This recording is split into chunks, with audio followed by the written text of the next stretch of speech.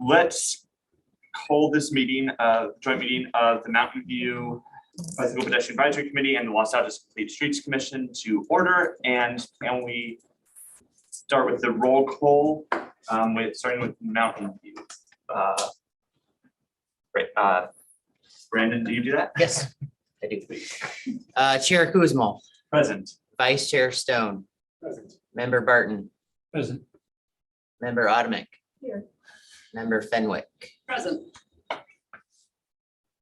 All members are present and accounted for. Great. And can the Los Altos Commission do their roll call? However you do that. Sure can. Commissioner Oyang. Present. Commissioner Amia. Present. Commissioner Van, or Here. Vice Chair Van Petra. Commissioner Katz.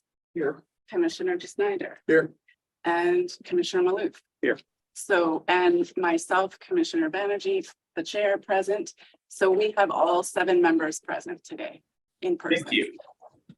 That moves us past the roll call. Before we move on to oral communications from the public, it is my understanding that we would like to swap the order of items 4.1 and 4.2 in the agenda because Mountain View has sent out public notice about that item earlier that said it would happen at or later than 6:30. Or for item 4.1, so we'd like to move it to after item 4.2 so we can adhere to that commitment. If there are no objections, we will swap the order. If there are objections, we can sort that out. Are there any objections to swapping that? I don't see any objections here from Los Altos. Great, and I do not see any here. So then we will take for item 4, we will take item 4.2 first and then item 4.1. All right, great. Moving on to item 3, oral communications from the public. This portion of the meeting is reserved for persons wishing to address the committee on any matter not on the agenda. Speakers are limited to 3 minutes. State law prohibits the committee from acting on non-agenda items. Any members of the public in the general public comment section?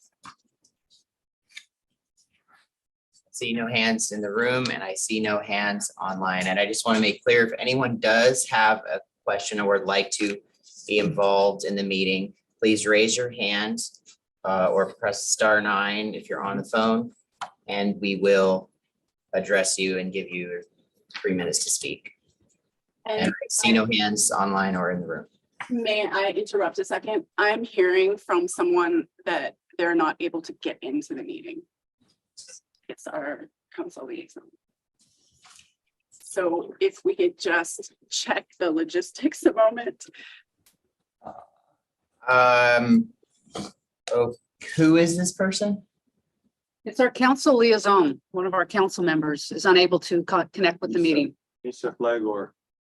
Marissa, Ethan maybe- Flagor. So I have that person just logged on here just a minute ago, and I will promote them to panelist. Okay, so what I think they're saying is they are getting in on the Mountain View link, but maybe not on our link. So Link should have been the same. Maybe she's using the old email. There was an updated email that went out, I think, with a different link. Doesn't matter, nothing to do is fine. Okay. It sounds like she's been able to join the meeting. Here, She's on as an attendee, and I'm attempting to promote her to panelist, and she has just accepted the promotion. Okay, great. And I assume, are there any in-person public commenters in Los Altos? we don't have any in-person public comments this evening. Great, then we will close item 3. We will now move to item 4, new business, and we will move to item 4.2 first. This is the Safe Routes to School program update. I believe we have a presentation from Prioti. Yeah, actually it's from, I'll be presenting. Okay. Find the right one. And, hello, here, let me just, facing the screen. Hi, I'm Ria Hooch-Barrett-Lowe. I'm the Transportation Manager for the City of Mountain View. We also have with us Kristen Halkum, who is our Consultant Project Manager from Alta Planning and Design. And also online we have Prioti Ahmed, who is the Project Manager for the Safe Routes to School program in Mountain View. And we have Marissa Lee, who is going to be presenting from the Los Altos side. And let me share my screen.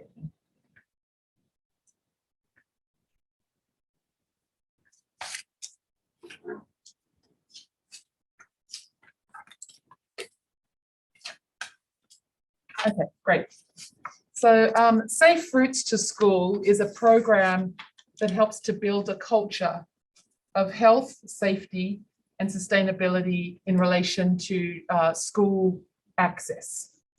Safe Routes to School is a council, community, and staff priority for both Los Altos and Mountain View. And in Mountain View, we're just winding up our 3-year contract with Alta.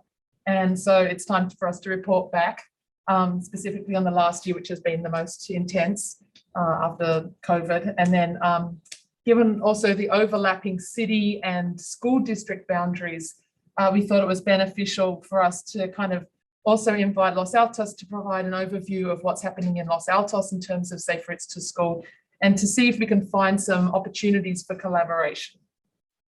So in both cities, the program is multi-pronged. It includes education, safety trainings, encouragement, events, evaluation like the bike counts, engineering, things like walk audits and design improvements, and also some enforcement.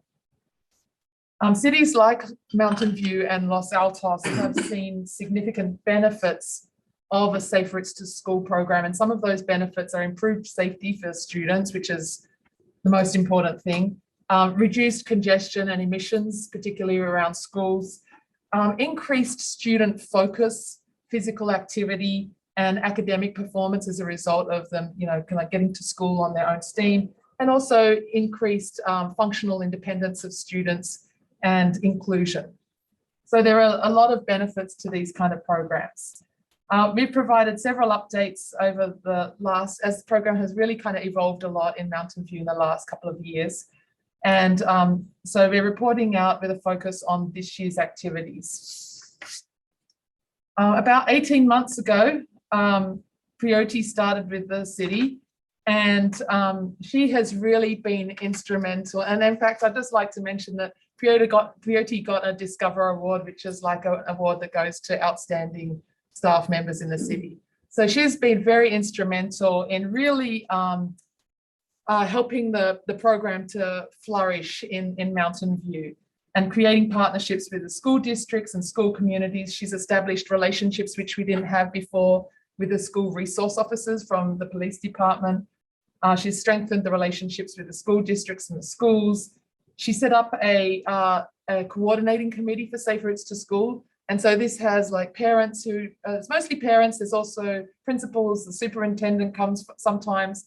We have the school and also the police school resource officers attend as well. So it's a really good forum for a lot of kind of exchange of ideas and updates.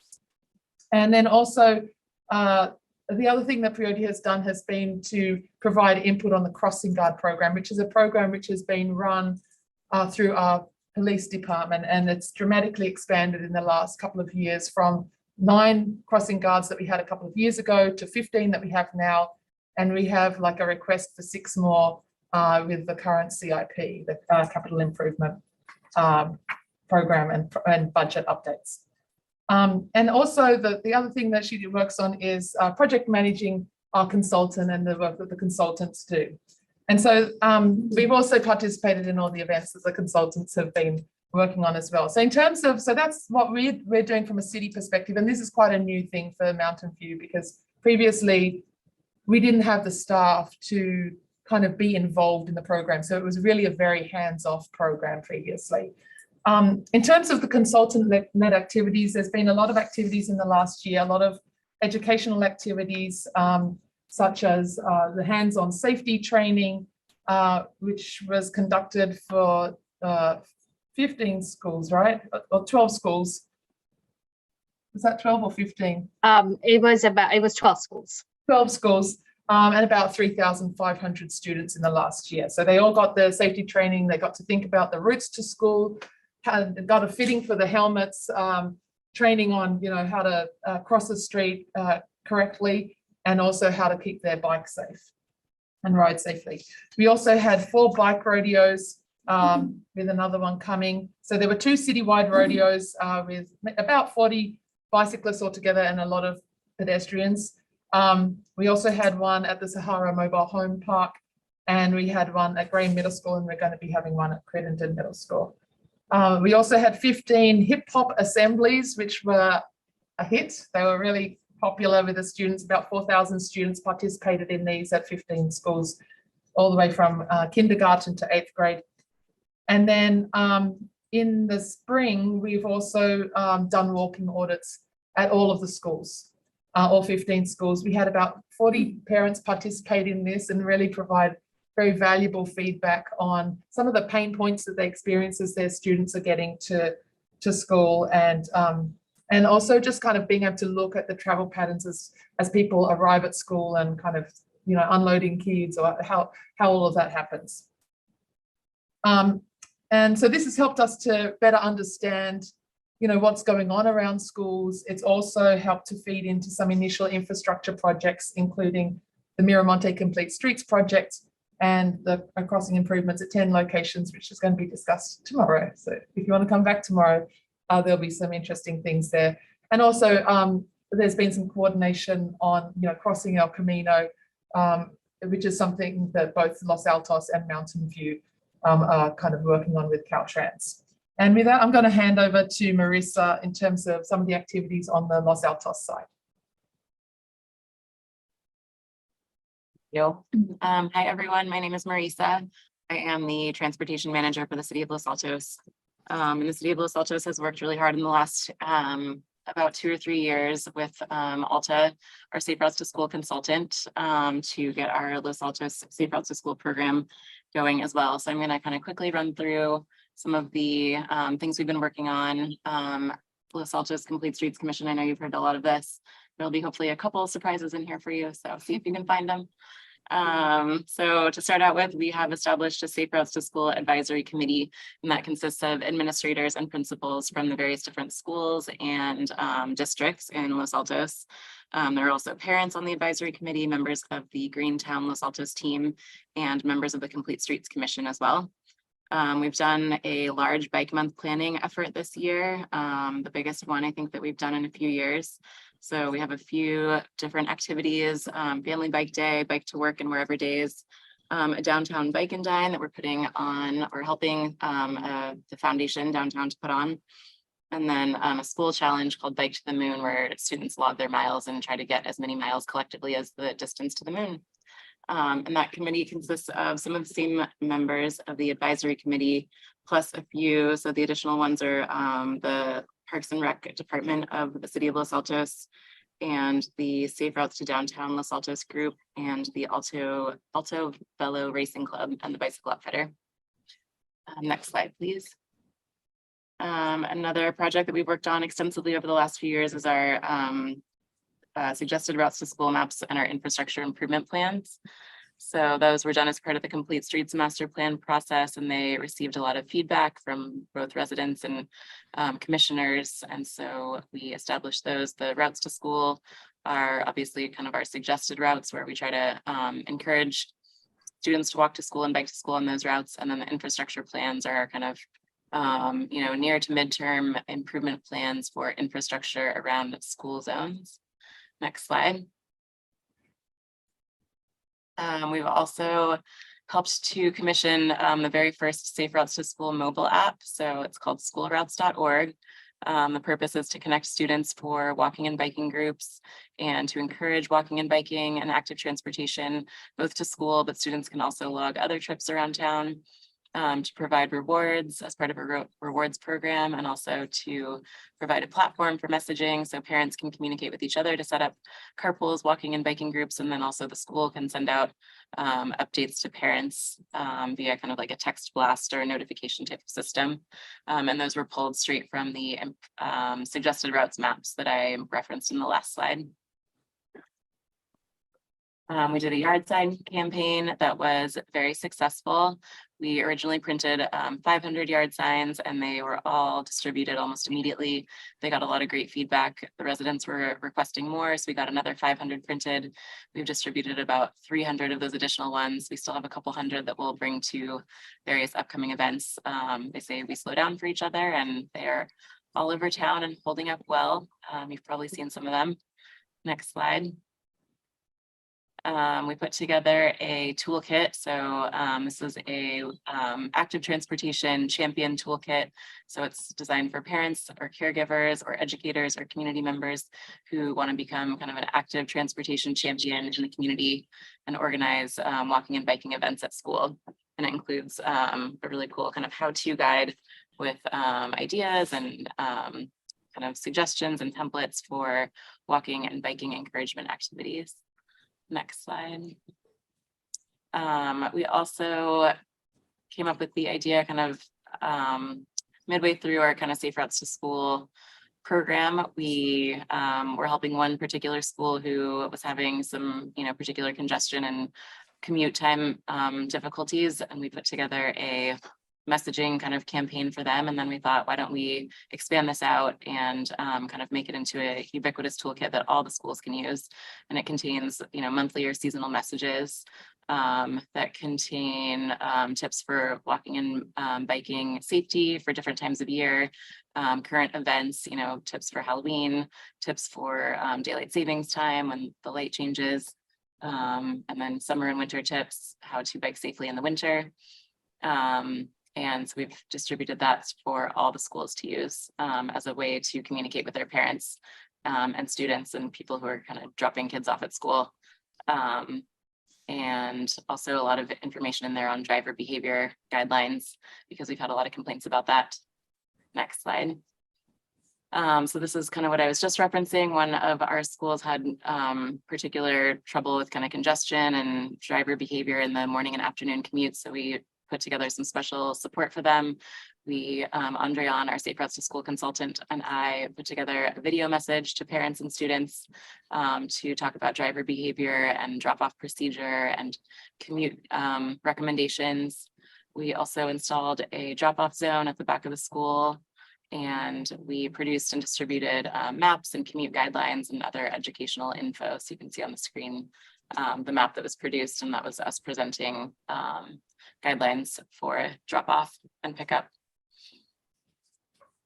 We have recently been engaging with the local newspaper, the Los Altos Town Crier, and we have been kind of in communication with them and bringing, they were originally kind of coming to us about certain article ideas, and then we kind of went to them with a couple of article ideas saying, hey, we have this, for example, new cycle track on Almond Avenue, and we're noticing some driver confusion with how to use it. All the bikes seem like they know how to use it pretty well, but it's the drivers that are struggling. Could you run this article for us on how to use the cycle track? And Andreon and I actually wrote the article, sent it to them. They published it pretty much as is. And we have coordinated with them on a few other things as well that are listed on the side. The school route signage and signing project, the Bike Month events promotion, and also we're planning to coordinate with them on the schoolroutes.org app promotion and advertising. Andreon, our consultant, developed a comprehensive bicycle and pedestrian safety curriculum. It piloted early this year, and it's scheduled to be delivered in classrooms by PE teachers at 8 different schools.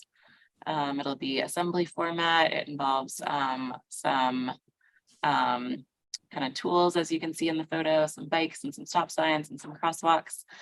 So students get to learn about bike and ped safety, and then they get to practice it in the assembly. And we are also working on evaluation metrics for that, including the number of schools participating and the number of students reached, and completion of the toolkit to educate in class curriculum for educators. Another idea that came about recently, kind of midway through our Safe Routes to School program, was the bike light giveaways. We received complaints that students were riding without lights. We've so far had 3 events in middle schools and high schools in Los Altos where we've given away these bike lights that we've produced. So we created a logo that says I Bike Los Altos, and we got it printed on lights. They come in a package of 2. So there's a red light and a white light. So one for the front of the bike and one for the back. You can change the batteries, and then they have little watch batteries. And we passed them out. Students were really excited about them. We got a ton of participation, a ton of engagement, a lot of visitors to our table. And while we were there, we also collected student feedback on their walking and biking routes. So that's what you can see in the image. Is we printed out the suggested route map for that school, brought some Post-its and some pens. We also brought some snacks. People were excited about that. And got people's feedback on their route and where they saw some issues. So that was really a fun event too. And we have some more events planned to reach some of the schools in Southern Los Altos next. We've done a lot of infrastructure improvements along school routes. So infrastructure is a big component of our Safe Routes to School program. A couple of years ago in 2020, we implemented Los Altos' first two-way cycle track. It's along the front of Los Altos High. And we are planning to give it some updates this summer to bring it up to NACTO standards. We also installed, so that's the top photo on the slide. And then we also installed a walking and biking path adjacent to Los Altos High and Almond Elementary. So that goes up and down El Monte. And it's kind of a cool design solution in an area where we didn't see it feasible to construct a sidewalk, but wanted to create a dedicated space for students walking to school. So we created this kind of thermoplastic material that designates the walking path and then a buffered bike lane adjacent to that. And we also did some crossing improvements at the same time. And we also have under construction right now a big citywide Safe Routes to School signage and striping project. And that has improvements all over the city at locations adjacent to every school in the city, every public school. And then some more infrastructure things. We've kind of made a citywide effort and dedication to prioritize infrastructure improvements along school routes. So that's kind of our way of prioritizing, when we get requests for improvements or improvements that we're thinking about on the city side. We have also recently started using painted curb extensions in school zones. So that's what you can see in the image there. The brown terracotta color is a painted curb extension near Los Altos High, and that's been really helpful in designating a little bit more pedestrian space on those corners where we get high volumes of students, and also creating a more channelized zone for vehicles. Before that, we had vehicles kind of cutting the corner and creating a turn lane where there wasn't one, and that was creating more chaos than we wanted. So this was our design solution. We're also doing an RRFB rectangular rapid flashing beacon rehab project. That's the lighted flashing crosswalks. So that's citywide. That'll be under construction soon. And then we're planning some new RFBs along school routes as part of our next Safe Routes to School infrastructure improvement phase project. We also have the implementation of Los Altos' first bike boulevard, which is in South Los Altos, adjacent to Montclair Elementary. That's under construction right now.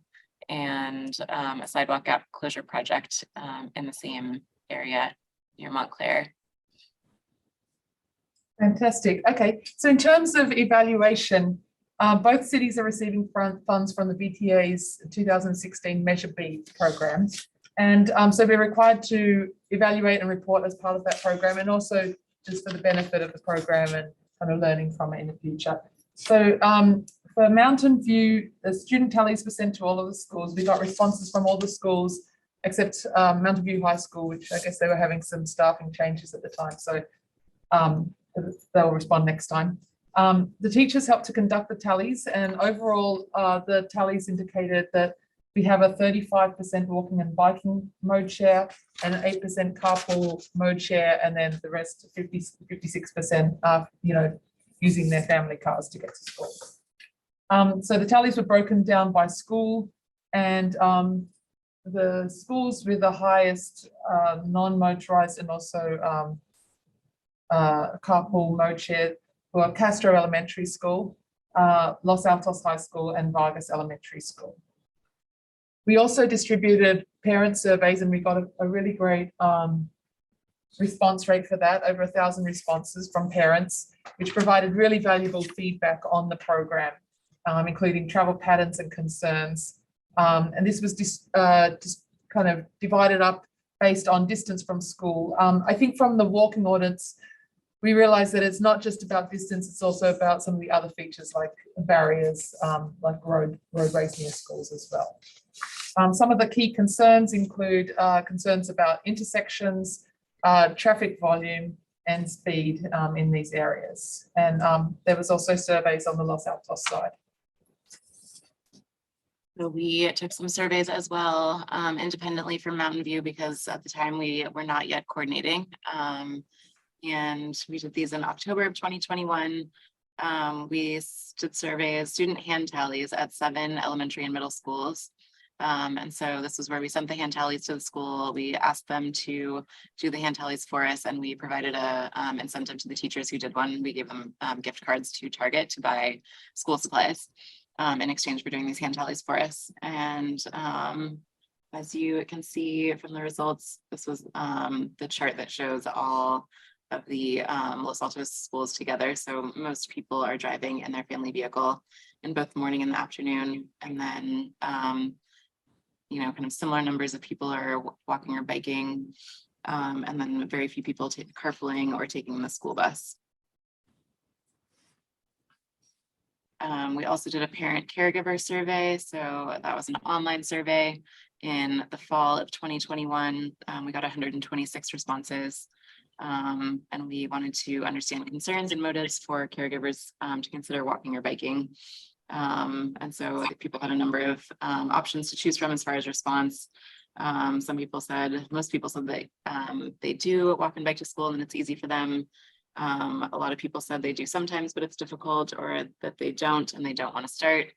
And then a few people said they were thinking about it, or that they did plan to start. And then as far as concerns regarding their students' ability to walk or bike to school, most people referenced poor driving behavior on streets near school. So that was something that we tried to really target in our messaging campaign that I mentioned earlier. Bad weather was the next cited reason. After that, it was that driving is more convenient, or that walking or biking takes too long. And lack of facilities for bike parking was another one. Concerns about personal safety and a crossing guard concern were some other reasons.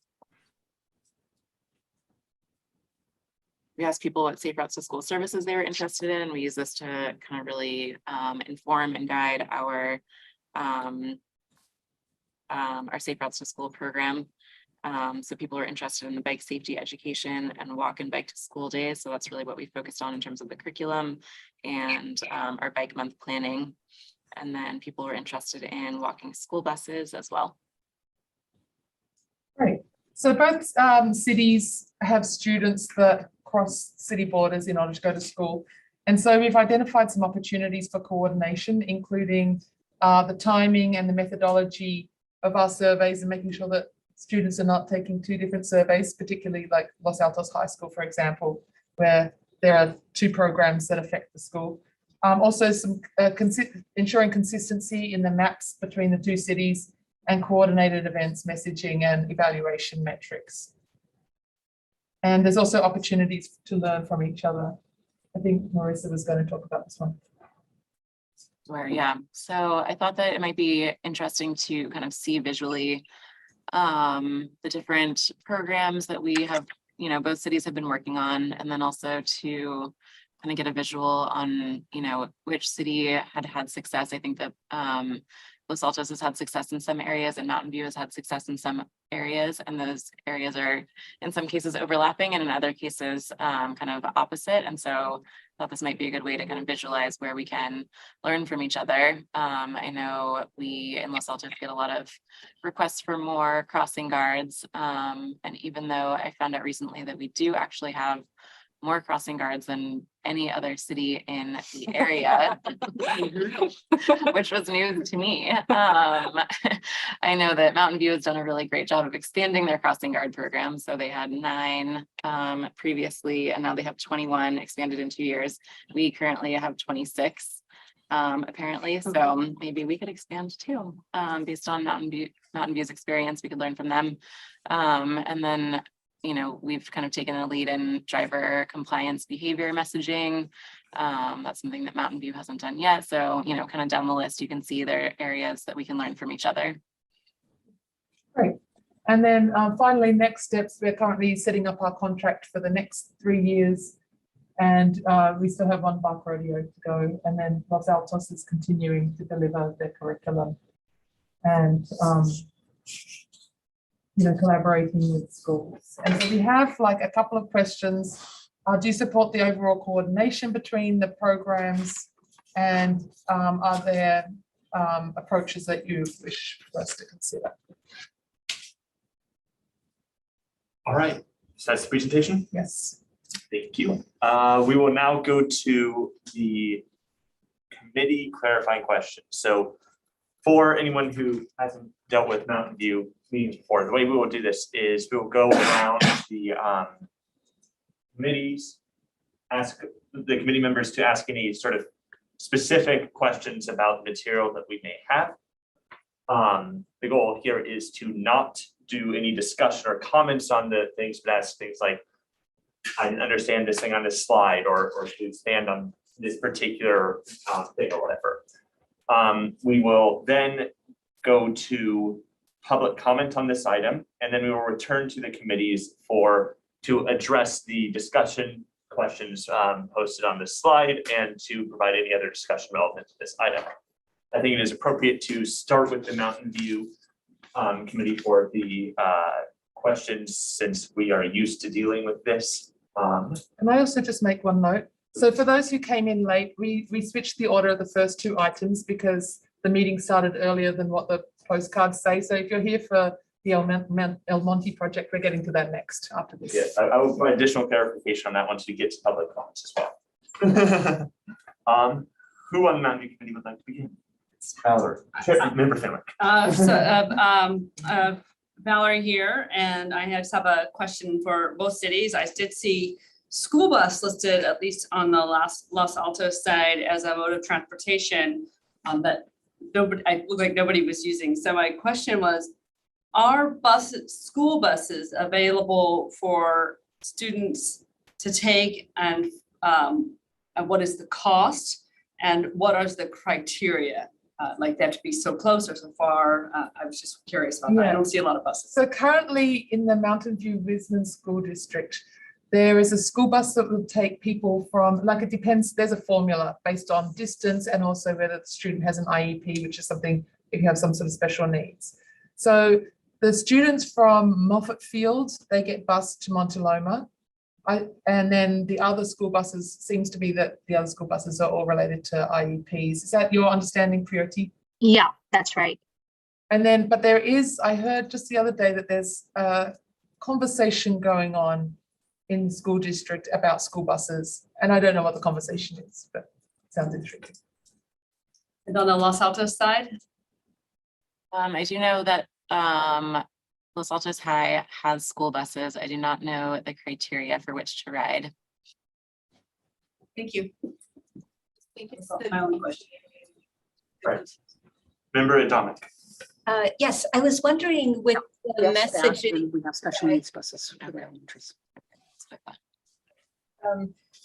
that goes out to students, does any of it occur before school starts? Like between when they register to start at a new school and when they actually start attending? Priority, do you know the answer to that one? Yeah, is this regarding the messaging that Yes. for safe words? So for last year, that was the first year we were kind of revamping it. We scheduled all the safety training right when the school started. So it wasn't a community-wide messaging, but that's what we kind of pushed out, that all August and September we did safety training for all the elementary and middle schools. Not before they started school. Okay. Hello. I was also curious about Los Altos, but You repeat the question, please. was any of the messaging between when students enrolled but before they started attending the school?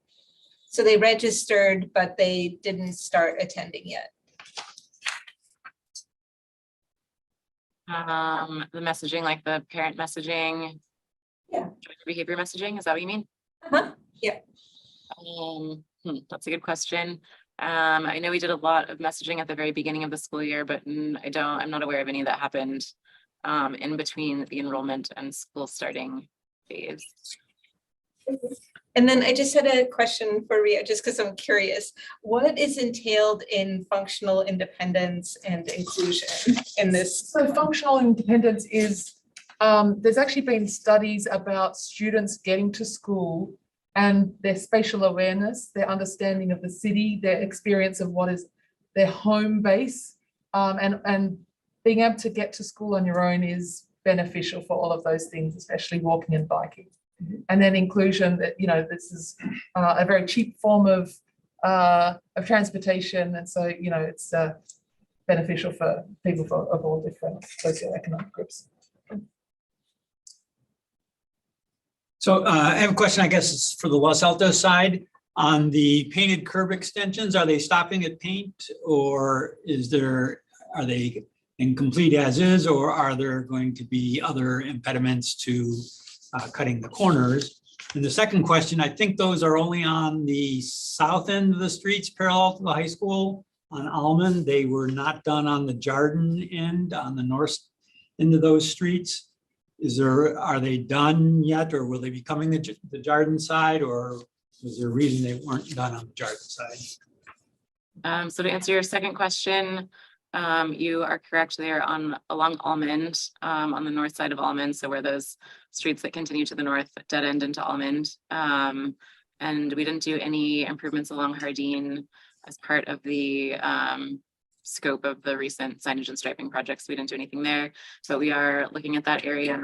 We installed a loading zone on that kind of south curb of Hardin along the back of the school. And we are on pause there until we applied for a grant fund to potentially kind of, delineate a protected bikeway and do some other improvements and a loading zone. We didn't get the grant funding, so we have it as an add alt to the ongoing construction project. So if we have funding available at the end, we will do it then. And your first question was about vertical elements. So we installed, in addition to the thermo, we installed some kind of box dots, those little low dots that kind of create a rumbling if you go over them. We're gonna watch and see how they do. And we can always consider adding more vertical elements later, but we didn't want to do it in the first round just for the sake of not creating too much change at once for the neighbors. Okay, thank you. Mr. Sunday. Right, then I will ask a couple of questions.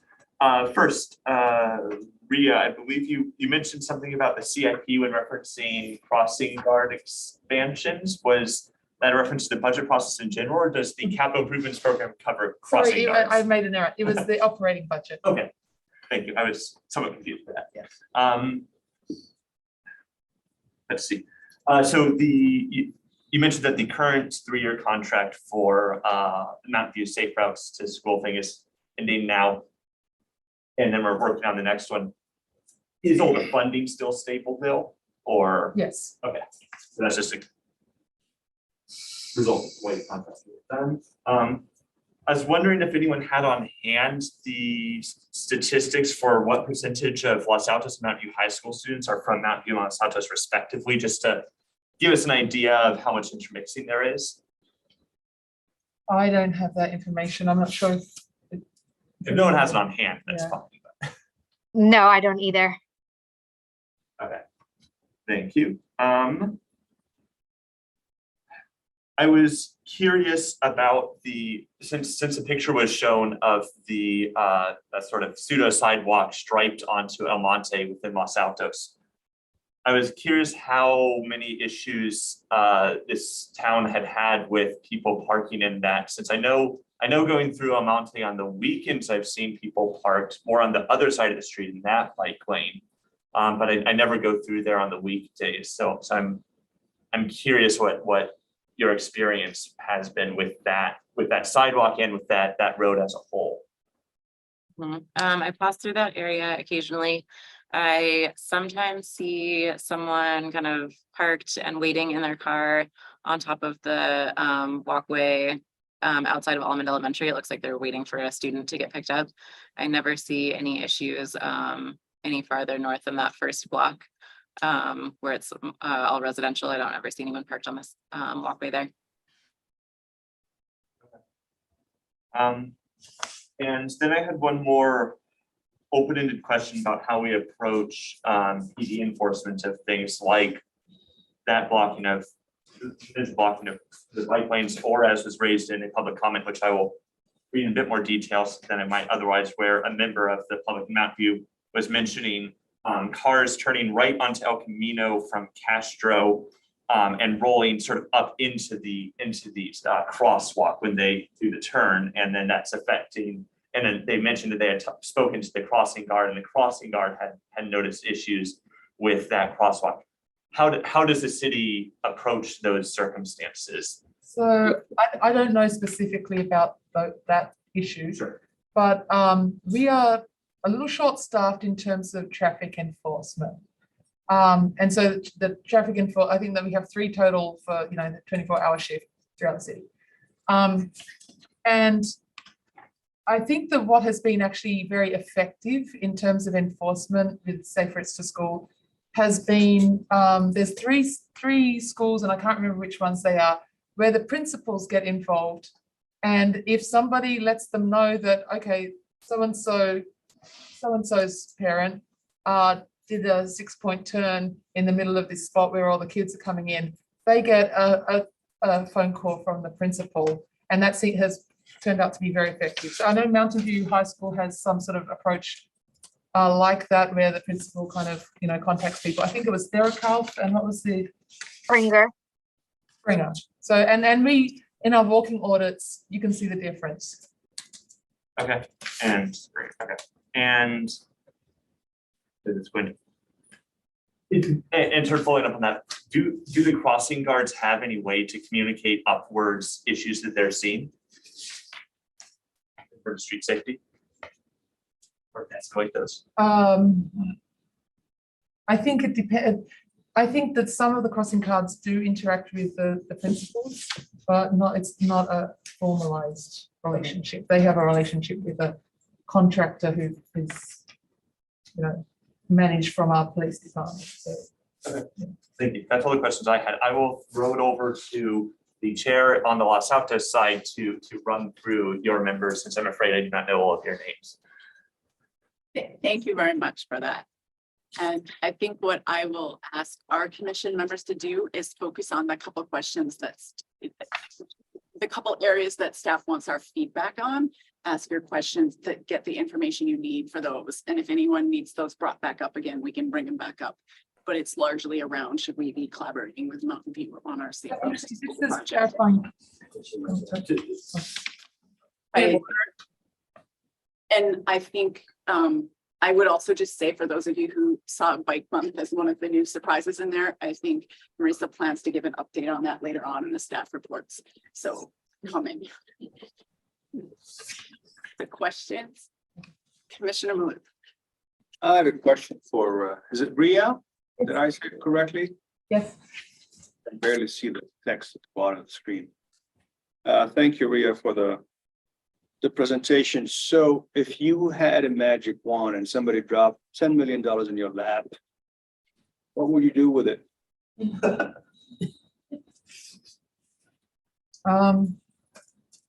That's a good question.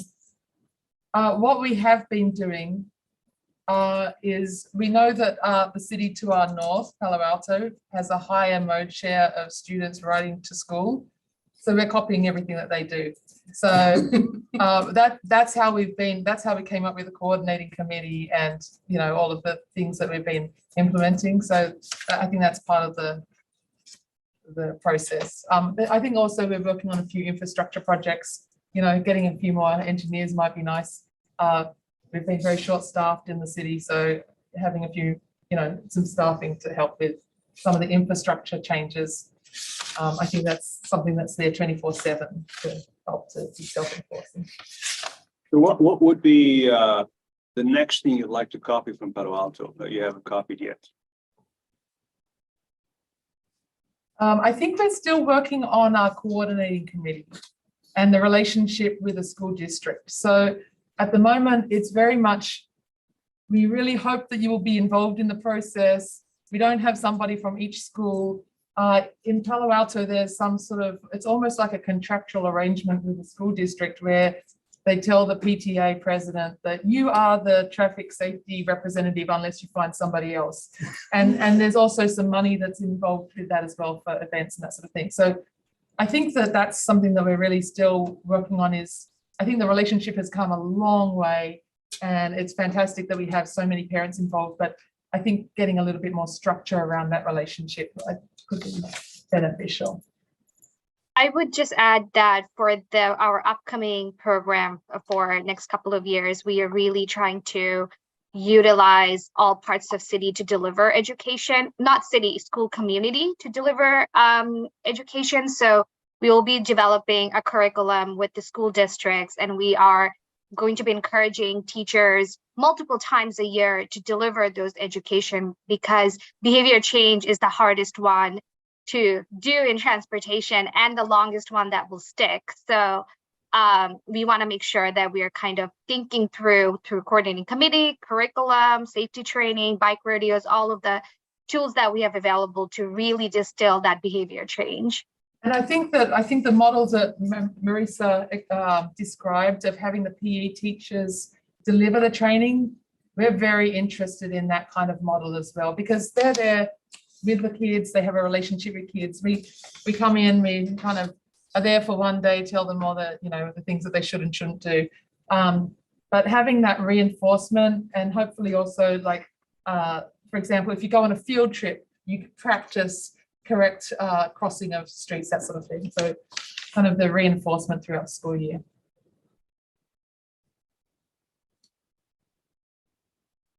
Commissioner Ambu.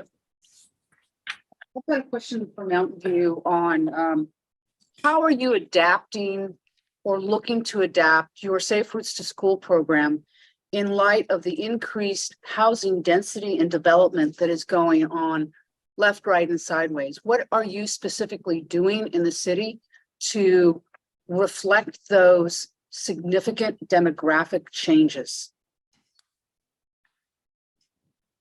So I think one thing that we do with the housing is we're very proactive in trying to get pedestrian and bicycle improvements with housing projects. So whether that's like some sort of crosswalk for the students getting across the street, those sorts of things we try and get delivered with the new housing. In terms of demographics, I mean, Priority is interacting with our multicultural group. So we have materials in multiple languages. Is there anything else that you wanted to add there, Priority? Maybe to do with our contract for next year? Yeah, so for the next year contract, we will have a little bit more resources on how we do messaging.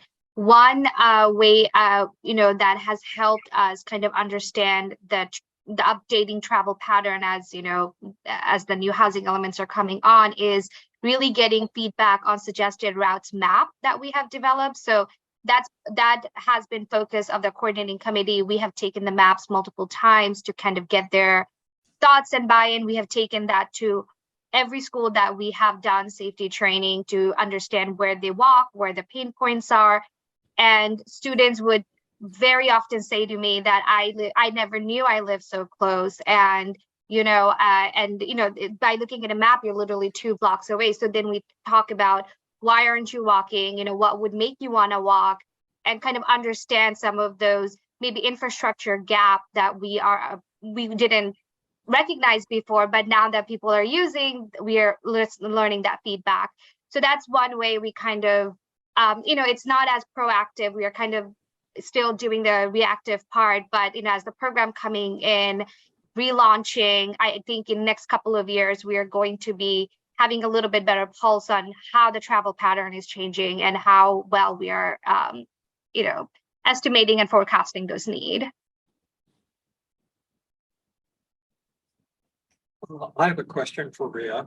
Rhea, one thing I've noticed is that the buses that run on San Antonio Road that stop right at the corner of Almond and could easily service Los Altos High School students, depending upon where they live, appear to be very underutilized. And I was wondering if your city has had any conversations with VTA about what might be done to perhaps promote people using that public transportation more, if that makes sense.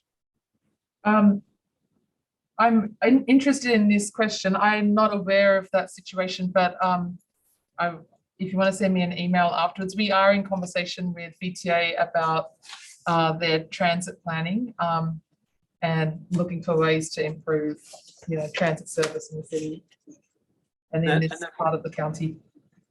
Then I had a second question, which is that you talked about you've engaged both public and private schools. And I was wondering whether in your experience, there's been receptivity in the part of the private schools to actually work with you in promoting the safe routes to schools for pedestrians and cyclists. Actually, our current program is just for the public schools, 15 public schools. In the coming contract, we'll expand it to the private schools as well. The receptivity differs from school to school. I know that actually one of the schools in the city of Mountain View, the German International School, actually did their own bike safety training with a certified, league certified instructor. So they're very supportive. And previously, when we offered in the previous program that was funded by the federal government, when we offered the program, I think that GIS was very supportive in particular, and also St. Francis, which is a very large school as well. I'm not sure about the other schools, which tend to be a bit smaller.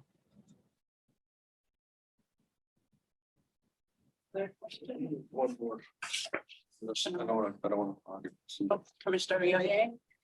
Also for Mountain View, I'm just curious, how do you prioritize, the programs and projects that you implement for Safe Routes to School? Programs and projects. So can you explain what you mean by programs and projects? Are you talking about the capital projects? Either capital improvement projects or, just outreach programs. How do you prioritize between all the possible interventions for Safe Routes to School? Yoti, do you want to respond on this one? Yeah, the outreach programs, so we had a pretty defined we have a pretty defined contract with Alta Planning, that is our Safe Routes to School coordinator. So this year, before the school year started, what I did, I kind of sat down with the school district and really understood their schedule, their break patterns, all of the little quirks that school have, and then laid out like when different programs can happen. So safety training, bike rodeos for middle school, walk audits, surveys, like when it makes sense to have it throughout the year. And then I worked with our consultants to kind of deliver those. So that's one way I received their feedback in just terms of logistics and schedule. In terms of, material messaging, we use a lot of the coordinating committee and our SRO's feedback to understand what needs to happen. So when I started, what we heard, not wearing a helmet was a big issue. So throughout our whole messaging, we kind of prioritized that. Lately, it's been crossing intersection, especially students that are on bikes that are not always stopping at an intersection or pushing the button. There's some education that needs to happen. We have also learned that people have had collisions and didn't report it, and then school ended up reporting it. So there needs to be education on that. So we do lean on our coordinating committee, which consists of parents and SROs and the school staff. In terms of what we deliver with this school, I have worked with the school district, and that has been really successful because they know what to expect. They're scheduling those ahead. I know the staffing needs, that needs to be delivered. So that's how we have done it for this year. And we also lean on our consultants in terms of what's working. Yeah.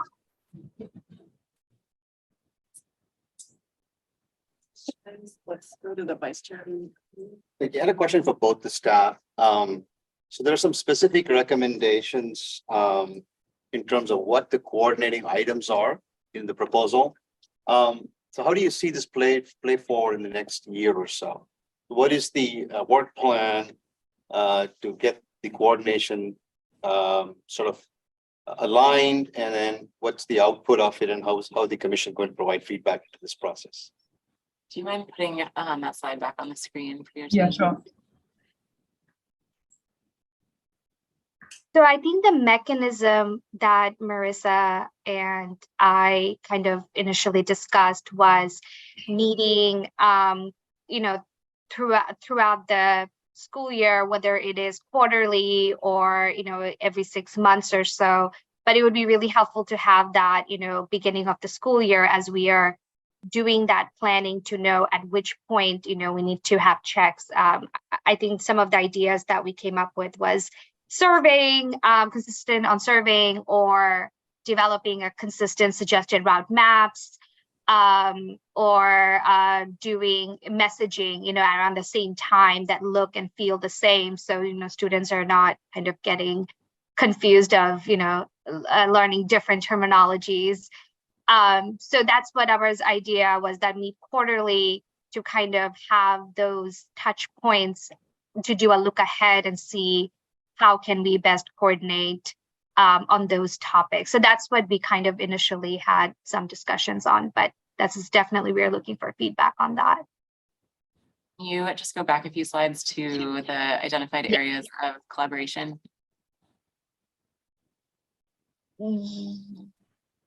Yeah, this one. So the idea of this meeting was to kind of have a high level discussion of areas for collaboration. So these were kind of the ideas that we came up with of potential areas to collaborate. And then after this meeting, once we kind of have everybody's, questions and feedback, that's when we'll kind of dig into the next step and create that work plan that you're asking about. And so these were the areas that we had talked about originally. So I know we have starting from the bottom, because why not? I know we have infrastructure improvements that we are already coordinating on, that you'll find out about later in this meeting. So that includes El Camino and El Monte. And then evaluation metrics and goal setting. I know that's something that we've all talked about in our commission a lot, and that we feel strongly about and that we value. And so I thought that having kind of a shared approach to those things between the two cities would be, a kind of efficient and also just beneficial approach. As we all know, the things that you measure are kind of the outcomes that you end up with. And so being aligned on that, I think, would be smart and important and impactful. Event planning, obviously, that's an easy one because, we do share a border that's really counterintuitive as far as its actual geographic location. So easy to plan events together and get, community members from both sides involved. And then walk audits is another, pretty straightforward one because we have this couple schools that we can really collaborate with on those. And then the education messaging, we talked about that a bit in terms of just delivering really consistent messaging to members of both communities so that everybody can receive the same message. Everybody can receive the same message from, even different bodies so that it's a little bit more reinforced as far as our expectation and our request. And then sharing the curriculum and aligning the survey so that we can collect similar data and then we can compare it because we'll have a larger data pool if we collect it the right way. So if you have any questions, any questions? Are there any remaining questions from the Los Altos Commission? We have a couple more, I think, Commissioner Maloof. Yeah, so that's the question to, I guess, the entire Mountain View side, and then you guys can pick and choose who would be best to answer. If there's one thing you'd like to ask of Los Altos, what would it be?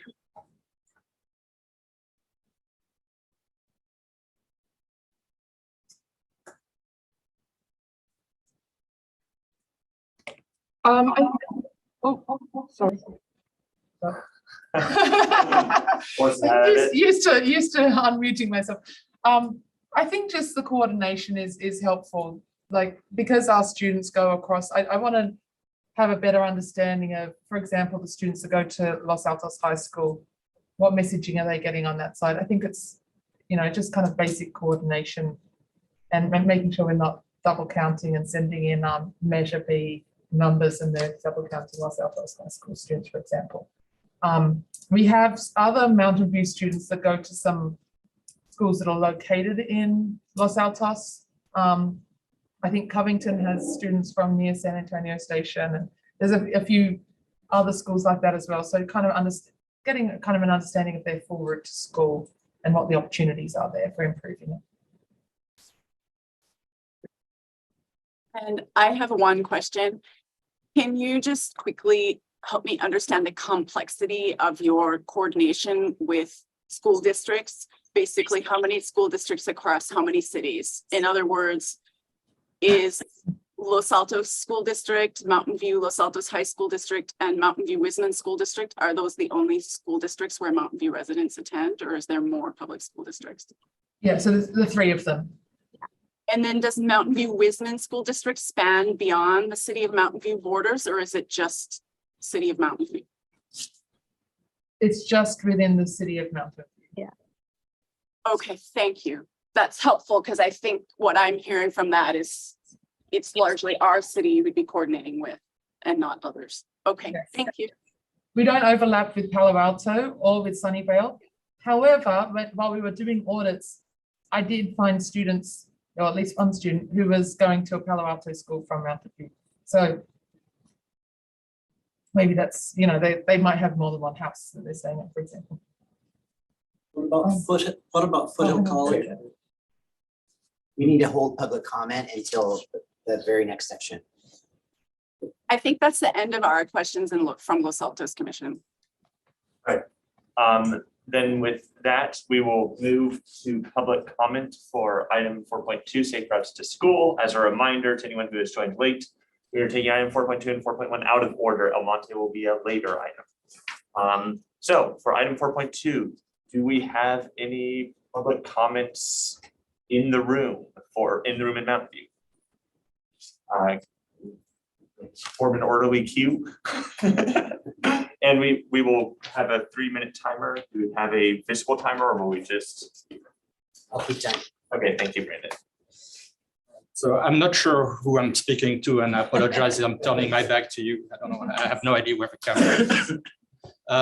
My name is Serge Bonds. I actually live in Mountain View, but I'm in I'm in the part of Mountain View that belongs to the Los Altos School District, and also is assigned to Los Altos High School. So my son, even though he was, raised in Mountain View, went to schools only in Los Altos, but physically. He went to Almond Elementary, Egan Junior High, and Los Altos High. He walked, biked, and scooted there for 12 some years, without any issues. However, we were never on any route to school map from either Mountain View or Los Altos. So I think that in terms of collaboration, this is, there are a lot of people like us, in between. And, that's another count when you look at students walking and so on. It's also another side when you look at improvements, because we don't exist on the maps. I mean, really, literally. So in terms of collaboration, I think I like to see more collaborations on the data aspect to it. So when you do the surveys, do it all at once, and then differentiate, if somebody is from Los Altos or Mountain View, I mean, so that you can do this, but do it, holistically everywhere. And also, one thing that struck me is that you seem to be basing things on surveys and things like this. So typically, these are people who are involved, more involved, if you will, or more receptive to walking and biking. But there is basic data that each school district collects in terms of demography, because they do this all the time to look at attendance areas, looking where they need schools and so on. So we can look at anything, and this tells you exactly where the students live, really, in relations to each of the schools, where there is growth, where there is things. And I think this is really something you should use as kind of your target, really. I mean, any of the students should be able to walk or bike to school safely. Not only, if they want to have parents involved who answer the surveys, or if it's for high school students, people who, when your student thinks about it, so which is not often. Otherwise, I think the programs are very good. So I tend to see more of the effects of the programs on the Los Altos school side, because, the geography really. So in my neighborhood in Mountain View, we saw a lot of these signs about slow down, and they are, it's very nice to see. And I've seen a lot of the improvements that have been made 30 on seconds. Almond and so on. I also live next to El Monte, so that's just perfect agenda item for me. Here, just 1 second. I'll move this podium so people can be seen. And as a if there are any specific questions raised by members of the public, I will attempt to summarize them and then ask them once we are done with all the public comment to keep any questions that are done short and concise rather than initiating any back and forth during the public comment period. Hi, I'm Matt Stengel in Los Altos. I frequently bike ride by Los Altos High School. So I had a couple comments. Jordan is a hot mess, morning and the afternoon. The cars, there's too many people dropping off people. That's because you shoved it all from the front side of the school to the back side. So you have a hot mess. And then Gordon Avenue is also a hot mess because with pickups, because parents park their cars in the do not parking everywhere. And then in Los Altos High really just has too many cars coming in and parking. So maybe it's just an artifact of all the construction they have. They don't have enough on campus parking, but all the side streets are now getting covered with student parking. My other question is, I think there's something not addressed by your study on the Los Altos High School. It was the impact to Egan. There's a lot of middle school kids going down Jordan at the same time. And you're heavily impacting those younger kids going through there because of all that traffic that you shoved onto Jordan. And then the other thing is Distill Drive at El Camino is a hot mess at 8 to 9 in the morning, going both directions. People going left because the majority of those Mountain View kids that go to Los Altos are driving. They don't have a route. So I think that covers I just wanted to make quickly point that you guys really, Jordan's a hot mess. And the cops can go out and try to enforce it, but these people, they're parking in the bike lane. It's just literally not safe. I appreciate your efforts. I'm just telling you that there's always these side effects.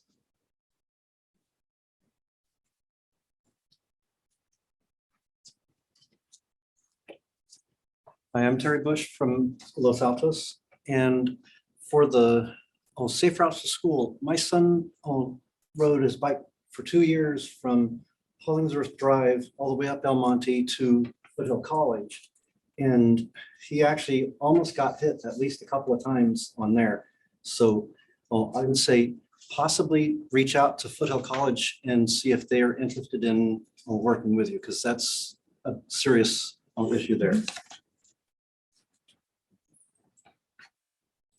My name's Jerry Maloney. I live in Los Altos and I bike a lot. And I think one request we had is after the storm on El Monte, there's a ton of tree branches fell down. And it's been, I think now, about a month, and it's still not really cleaned up.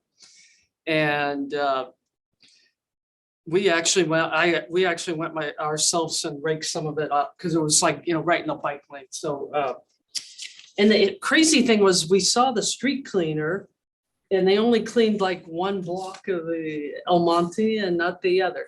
This is on Hollingsworth and Sparger, part of El Monte.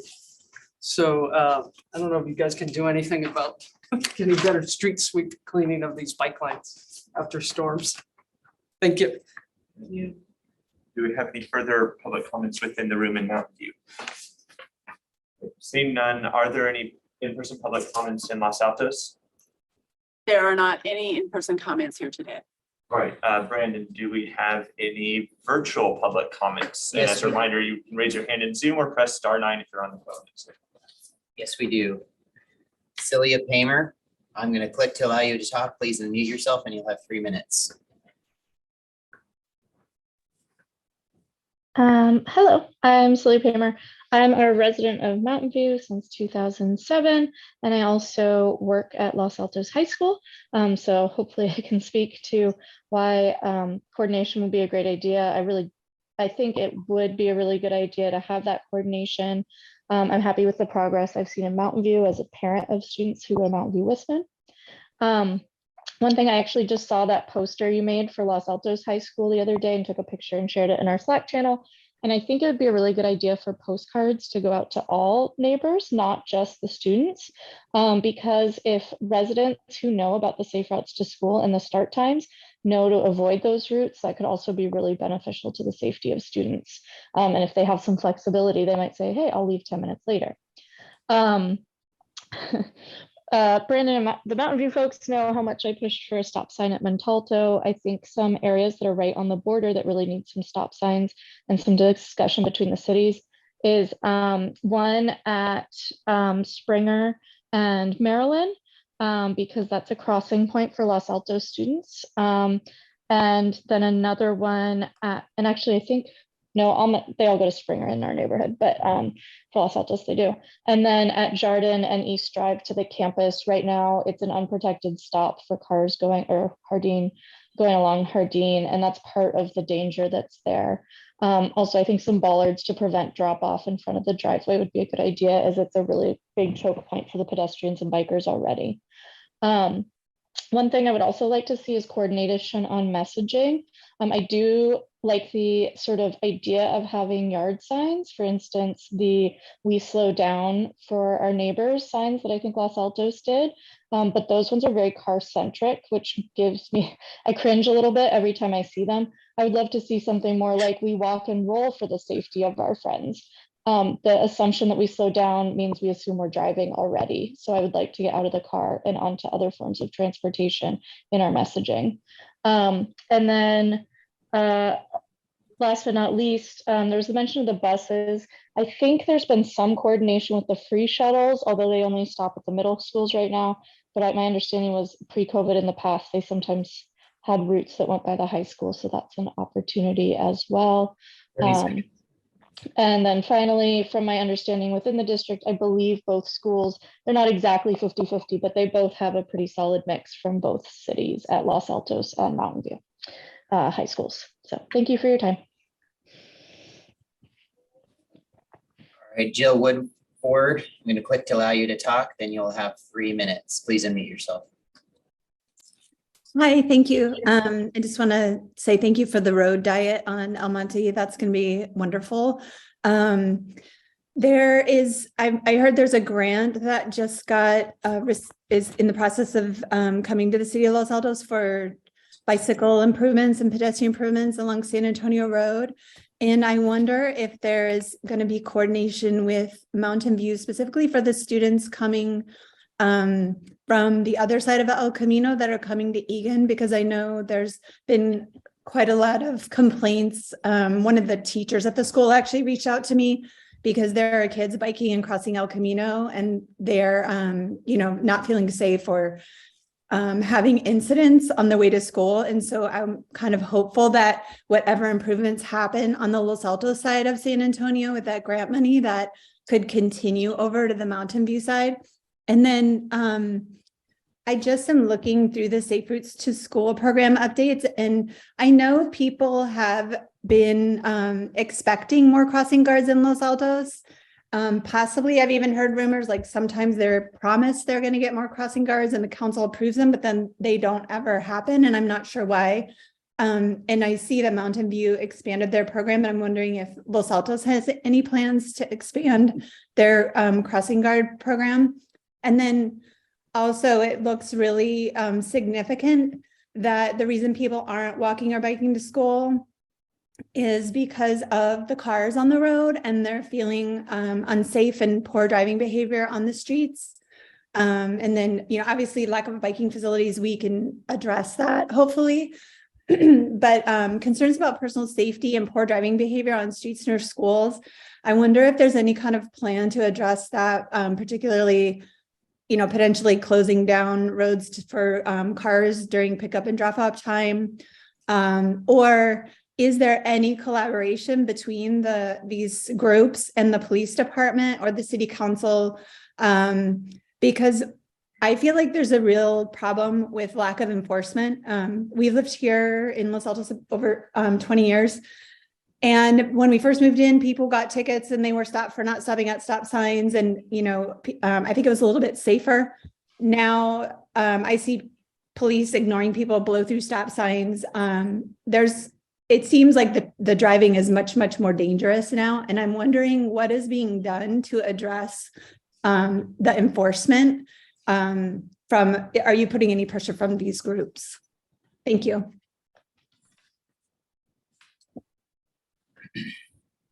April Webster, I'm going to click to allow you to talk. Please unmute yourself and you'll have 3 minutes. Hi, April Webster speaking. Thank you for letting me comment. I wanted to talk to two things quickly.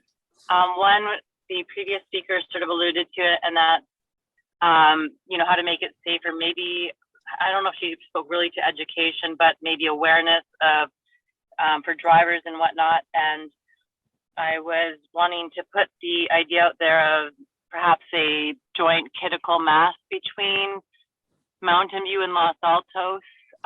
It's an international movement and event, once in the spring and once in the fall. We're obviously too late for May, but perhaps something in, I think it's mid-September is the next one, which could help raise awareness. It's been impactful in other countries. Started in San Francisco, I think it was a year or two ago now. It's hard to remember with the pandemic, but maybe something like that might be useful. And then I am going to make a pitch for introducing, wherever possible, green complete streets for some of these safe routes to school for a number of reasons. And it's, I guess I haven't spoken this before, but not just for, it makes for a more comfortable and enjoyable experience for folks. It's perceived to be safer. It's by folks who usually fall into, which kids probably do, into the group of riders who are a bit more tentative. They are not considered the fearless and strong riders all of the time. So that might help to some extent.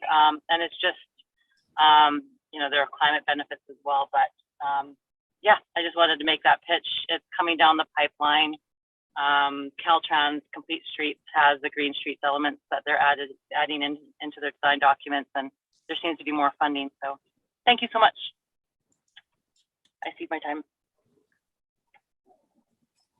I have no more hands up. All right, thank you for all of our public commenters. As a reminder to everyone, there are on Mountain View's website, there are email addresses for Safe Routes to School if you have specific questions. The one specific question I did hear in there was about Foothill College, and as I recall, there are also, unless this program has been discontinued, there's some number of high school students in the district that do programs at Foothill and or DeAnton College. That's true, that's true. Do we have any specific programs related to that, or are we relying largely on things like the VTA buses to get students there? Yeah, the latter. Okay. Thank you. With that, we will move to the city or the various committee comments. If we could have the slide with those 2 topic points up, that would be great. As I recall, they are somewhat open-ended. We will, I think the most effective way to do this is to plan to basically just go around each room and make comments. If there are things that require discussion, we can do that. If you have further questions for staff because something else needs clarification, that is also welcome. There's no specific thing that requires any motions or such. Is that correct? Yes. Correct. Okay. Sorry, Katie. Chair, Yes.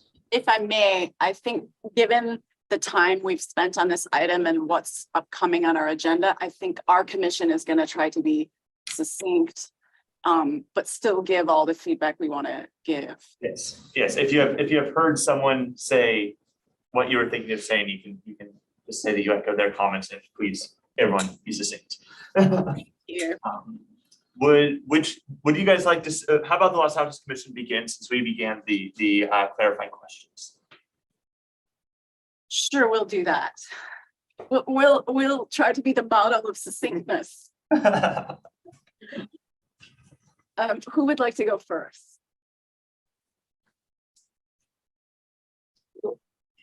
Commissioner Miller?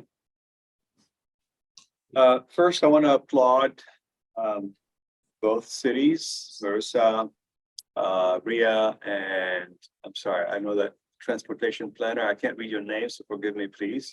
PRT, thank you. I think I want to applaud the three of you for really working together closely. I know we can get great ideas in the shower, but when we work together, we get much better ideas. So keep doing what you're doing. That's awesome. Second quick thought is you have a captive audience in the schools. So you gotta involve the schools. That's how you're gonna get them to change behavior. I love the idea of the PE training. It's fantastic. Do more of it, but find ways for the school principals and the school institution to really influence those students because they're touching those students every day of the week, almost 5 days a week. Right? So they're going to have a lot more influence on behavior change than you would. The last point is I see a lot of opportunities for carrots. You're doing a fantastic job. Think about the stick. We don't change behavior if there's no notion of a stick somewhere. I don't know what that stick is, whether it's more, more expensive citations for violations or perhaps restricting parking, but something that essentially makes it establishes some degree of a penalty, not egregious, but some degree of a penalty that begins to push the parents and the students in the direction that we want them to go. Thank you. Thank you. Next. Go ahead, Tom. A couple things. One, we talked a little bit about Foothill College and looking that up, and that's actually in Los Altos Hills.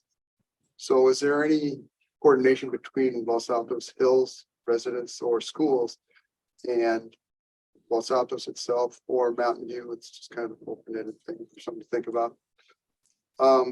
The other one was we also talked a lot about Mountain View residents going to Los Altos schools.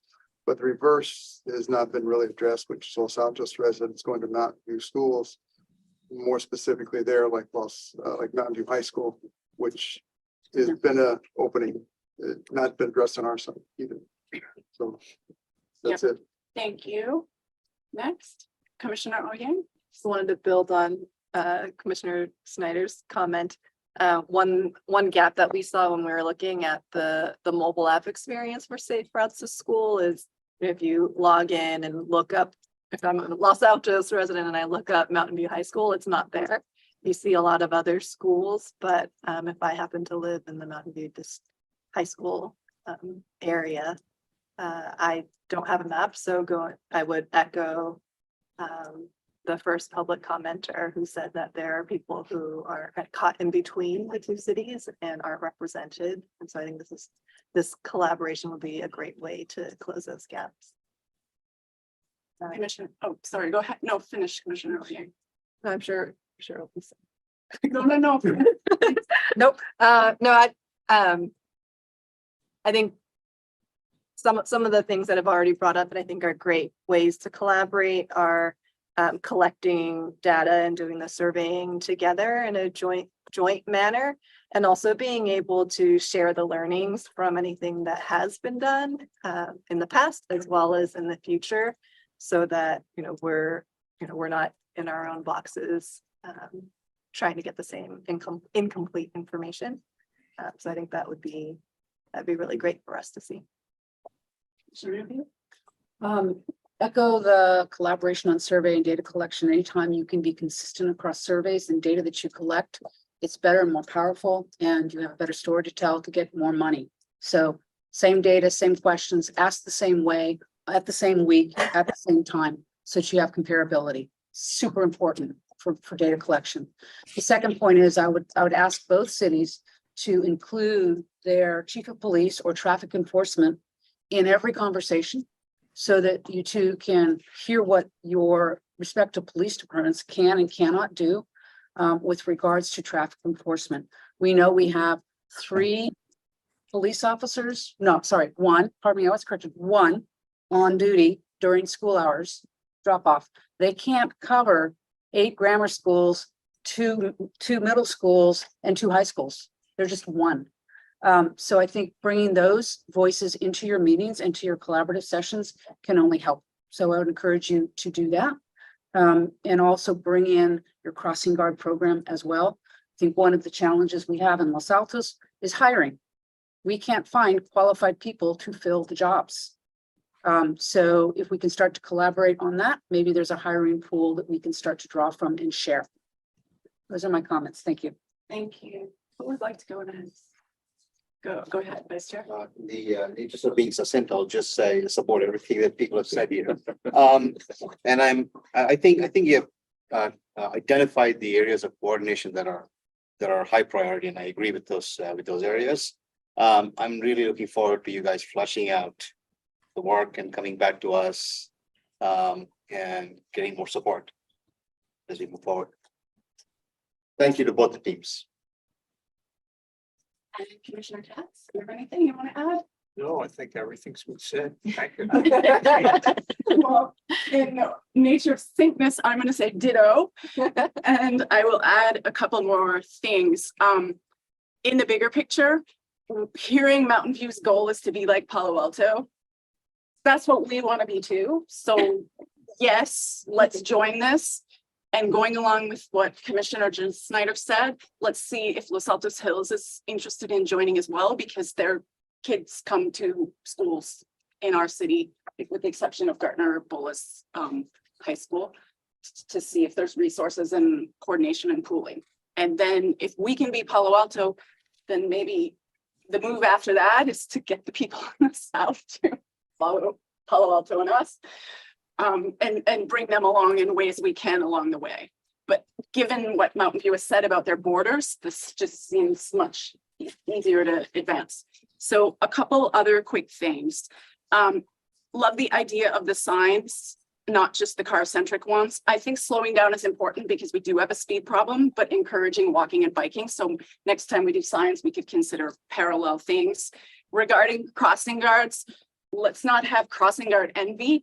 Let's have, there's the California Manual for Uniform Traffic Control Devices that kind of spells out some what roadways qualify for crossing guards. Let's look at it for what qualifies. I think as we continue to get this program going, besides just modeling Palo Alto, we could also look at what Los Gatos is doing. They have an option where people can come in with the commissions and with the staff and with the police and say, these are the areas I'm having issues with. And then each of those individual areas gets looked at, should there be improvements made on that specific spot or not. So I think we have a lot of infrastructure to put in place before we're there, but that would be a great future vision of where we're headed. And I think that one of our big challenges is going to be getting the school districts to agree to teach this curriculum at school. So don't underestimate that challenge. They do it in Palo Alto, but that hurdle was crossed a long time ago in close collaboration. And this is something we may need some executive help to help make happen. And I wouldn't let us just say, oh, the school district said no. Call the executives and let's get that sorted out. And I also heard suggestions on education, including in the education of teaching people how to report incidences. Yes, please. Palo Alto had a huge education effort on that quite a few years ago. And I think there's a lot of people here that just don't know. So I'm sure there's a lot more things to say, but I promise we're going to be succinct, and I'm quite certain you'll be coming back to us in the future on an ongoing basis with this issue. So Chair, that's what we have on our end. All right, thank you. I will basically just circle around this room since I assume everyone will have comments. So in that case, Member Park. Thank you. So yes, on coordination, more the merrier. As far as suggested approaches, I like the approach of moving drop-off zones away from schools. So Los Altos proved it could be done on Almond. We need to do the same on Jardin. Many school districts now require drop-off zones be at least 400 yards from the school to force everybody to walk a little and distribute the traffic around many streets. I would fully endorse that concept for at least 15 minutes on the most rush hour, so that rather than concentrate on one block in front of the driveway, there are 10 blocks where people are being dropped off for all schools, high school or elementary. So I think that's something we should look at doing. And we all heard that Jardin or Hardin is a hot mess. The bike lanes are no longer bike lanes. Hopefully that can be fixed. Member Atomic? Yes, so maybe this is already going on, but I think it would be nice to coordinate on the route that's to Los Altos High that goes Rangsdorf, then El Camino, then Distal. Because on a walk, we saw that some students go that way and it's not ideal. I didn't hear mention that much of bike parking. On one visit to Graham, the students very much did not enjoy the bike cage. And so I think especially with a larger sample size, one could see whether schools that provide easier parking for bikes, so not just bike safety in terms of like your bike won't get stolen, but like also just convenience. Whether that increases student participation because they don't have the stress of crowding, et cetera, first thing when they get to school. Then I do think it might be good to experiment again with like larger sample of schools with messaging earlier. For our son, both when he started Graham and now that he's going to start at Mountain View High, the next thing after filling out the enrollment paperwork is doing the walking or biking route to figure out how he's going to get to school. So you're thinking like he's going to school, but like literally, how is he going to get to school? And I think that period of months is important for getting into the right mindset. And I've mentioned this before in our meeting, but a friend who lives in the Wisman area and was going to commute to Crittenden gave up because they tried Middlefield Road and just said, oh, that's terrible, we're not going to do it. And I think to this day, the kid doesn't ride his bike to school. And I think that's too bad. And maybe the outcome would have been different if there was information provided with like, welcome, you're going to be attending the school and here's how you can get there, like right off the bat. And if they don't feel like they can do it right away, they can wait for the safety training, but still, I think like it's just how you're thinking about that next year. And I know like kids and parents get excited. Then I was curious, and this might already be done, just success in bike safety training, what the metrics are. One thing is like learning to bike defensively but the other is like not being reckless. So how do we measure whether kids are being reckless or not? And then how do we measure whether they just have good smarts about surviving out there with all the cars? Okay, this is totally, okay, I'm not being succinct here, but I would love to know the social aspect, because if kids can get to school walking or biking, it means that they can get to each other's houses, probably walking or biking too. So I think it would be really neat for the Mountain View Los Altos angle if we could figure out whether kids who bike actually have more cross-city friends or something because they can just get to them. I think that would be a great incentive. Like, oh, you think you're just getting your kid to school, but actually you're maybe not allowing them to be as independent socially. And then finally, and this is probably in the data too, just understanding safe routes versus actual routes. Like as with the bike cages, kids are very sensitive to a few minutes here or there. So I was really surprised talking to some neighbors. I thought they were all going to take Stevens Creek Trail to Mountain View High School, but some of them bike on Grant because it's a few minutes shorter. So I think that would also be interesting. And then final survey thing is, I think it would be really interesting to know how many people tried and gave up. Like the ones who are saying it's not safe, is it because they tried and they were like, I just can't do it? Or is it that they just didn't try and therefore there's a chance? Was there specific question? Not that I. Okay, great. Sorry, I couldn't tell. Okay, Vice Chair Stitt. I just have one thing to add. All of us are here for the Almonte corridor store study. That is So the next item. Finish up, please. In terms of additional approaches, when I first started, my daughter first started attending school, we were living in Shoreline West, which is pretty far away from Randall's Elementary. And it's a bit far for a first grader to ride on her bike. And it wasn't until just before lockdown, I found out that there was some neighbors were doing a bike bus where they would get together and they would all bike together. And if I had known that earlier, then it would have been easier and we would have biked more frequently. So if there's a way that Safe Routes to School could potentially coordinate with parents and find out, make these matches, say, you guys are all going, why don't you go together? It'll be safer and also incentivizable. That's my own comment. Member Finlock. Yeah, I just really want to say, just ditto to all the public comments, really strongly agree with all of those. I agree with the drop-off zones, but also beware of unintentional consequences, other traffic issues. I heard some comments on the stick as well. I think some targeted enforcement, maybe not the first day of school when people are trying to figure everything out, but in the first few weeks of school to make sure it's safe.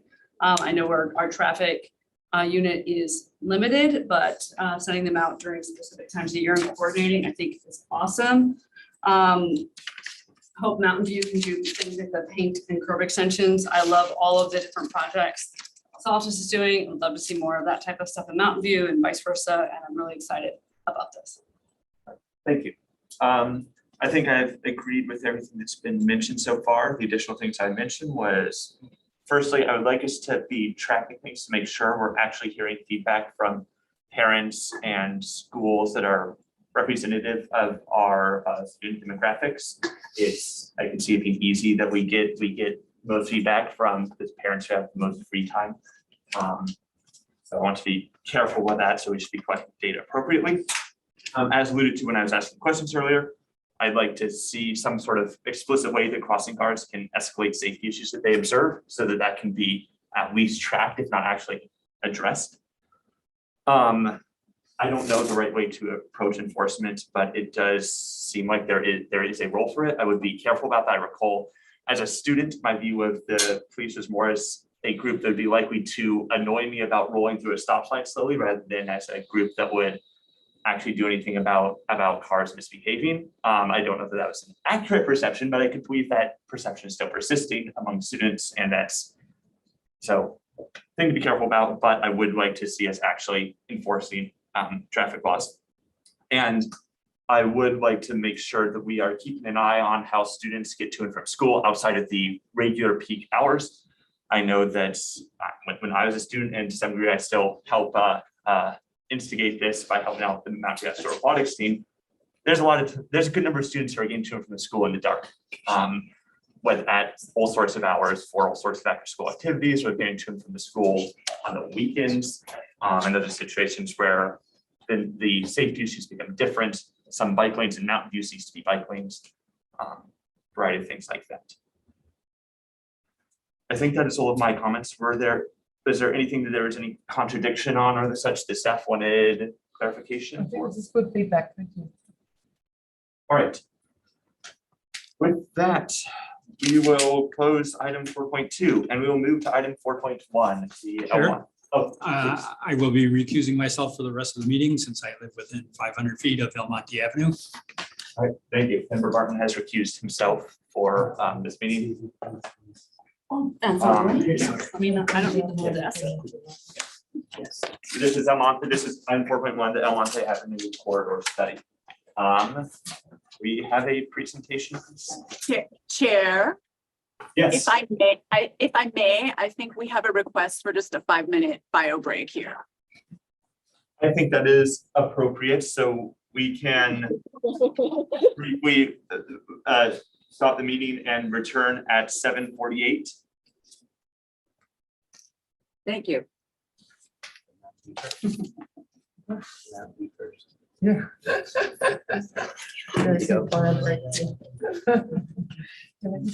Just a reminder to everyone, we are still being recorded. I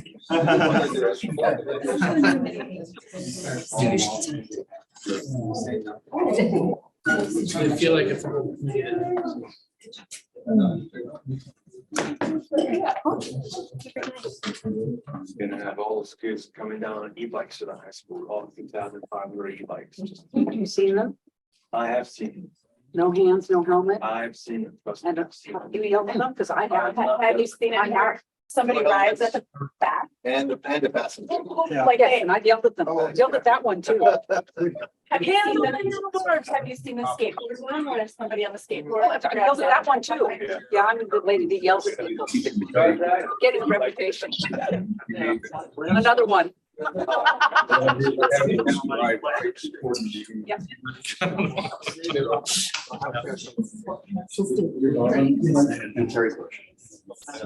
Also depends on how big the bike is. the batteries, right? Oh my God, yeah, I've seen those batteries that get bigger and bigger. Some of the batteries. Not good. Big, so they don't go as fast. I don't think so. It's flat. I think an extra 25 watts of power and they're fine. Oh, right. But Sorry, I had to delay this because this is. Yeah, but I don't think that's what they're selling right now. It's like, you know, trying to sell a. Yeah. Oh, yeah, the bike. Oh, yeah. It's your van, we're only in 3 weeks that I can, Just wanted to. Every day, right? If you're riding a long time, I don't know, they didn't even think about this. You don't want that much power. You do need to give them that. Capping the speed. I like this, great. I'm, you know, a couple of my neighbors don't like, I mean, I'm not hot for the medium, but. Only buy it. Can't do that. Only can buy certain. Because I'm coming out here trying to make a left, but I think it will slow, I mean, it's gonna be a big improvement.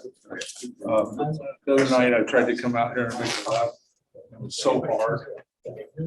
Yeah, right about. It's very variable. If it can slow those people down, because there's a couple people that are still hot, like to go 50 miles an hour down this. What's the other one? Yeah. Did you guys measure the speed when you did the survey? I don't know, last one is only pedal assist. Yeah, we have the speeds. Not that. So we I do know, have some but- speeds going over. Oh, you should. Yes, yes. Because the thing is, that intersection they did at Almond There you go. and El Camino. That was Not tremendous. ready, that tells you exactly how you do it. Because used to, I would always go around when I'm coming back there. Now I can trustfully, faithfully go here. There's probably invented it. Find something like that. Probably got 3D printer in their garage, that frame parts. Wait a second, you're 360. Going 35 miles an hour. Well, I think the road diet's gonna be, I mean, because it's gonna, the choke point will be a little bit right here.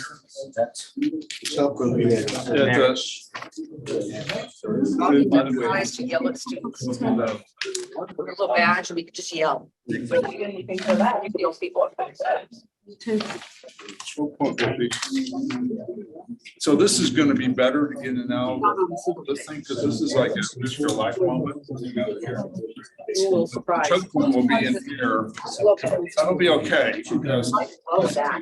That is. I believe coming back here. Yeah. Sometimes the wrong hour. I'd like to have more capacity here, but it's just ridiculous. That's something we can work with. It's very I mean, it needs to be 2 lanes, but I'm only concerned about this guy. Not that I think this is gonna be safer, but there's a lot of cars. All right, I believe it is 7:48. Is Los Altos ready? Oh, I don't know if we're ready. Drive is. All right, you want us back? Yeah. Mountain View is ready. Okay, and, Moment. We're waiting for city staff. okay. We're waiting for city staff. Give us 30 seconds. All of them. All with. Some wrists in the back. Yeah, that's right.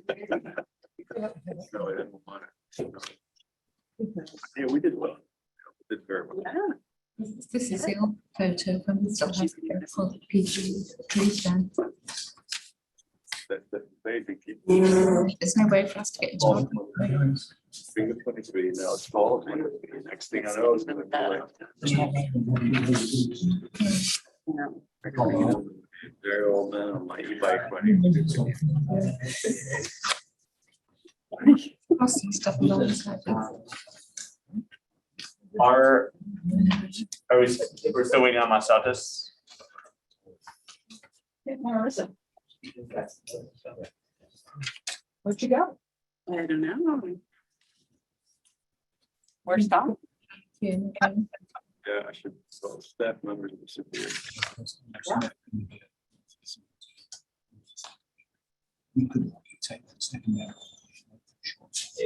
Would it be appropriate to begin the presentation, or would you like? I think we should wait, we're waiting for our two staff members, if you can please, be patient with us for a few more minutes. Wow.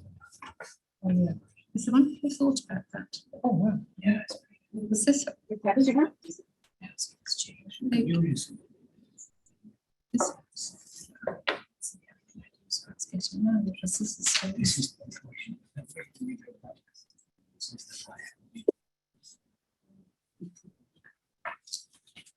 I hear someone.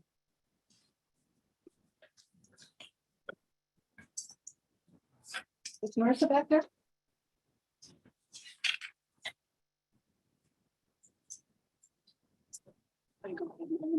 We were waiting for someone. Yeah, she's right.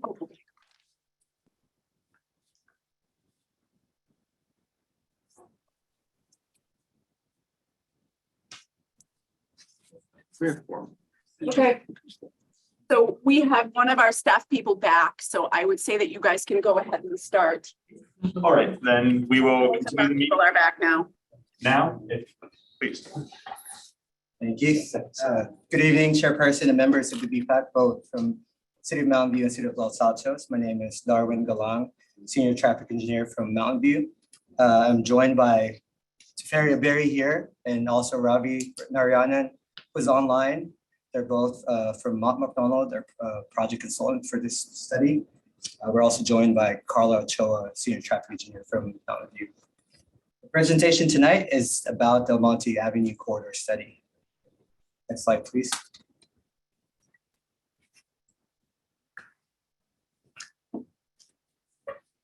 In this presentation, I touched on some background information about the study, including its goals and how we got to this point. Then I'll present the road dike concept as the preferred alternative for the study. And lastly, we'll talk about the next steps and schedule of the study. The Monte Avenue Corridor focuses on these 9 intersections. 2 intersections are along El Camino Real at Escola Avenue and El Monte Avenue intersection. And the other 7 intersections are along El Monte Avenue from El Camino Real to Springer Road and J Street and the south. The study also includes evaluating various improvements throughout the corridor, not just the intersections. Next slide, please.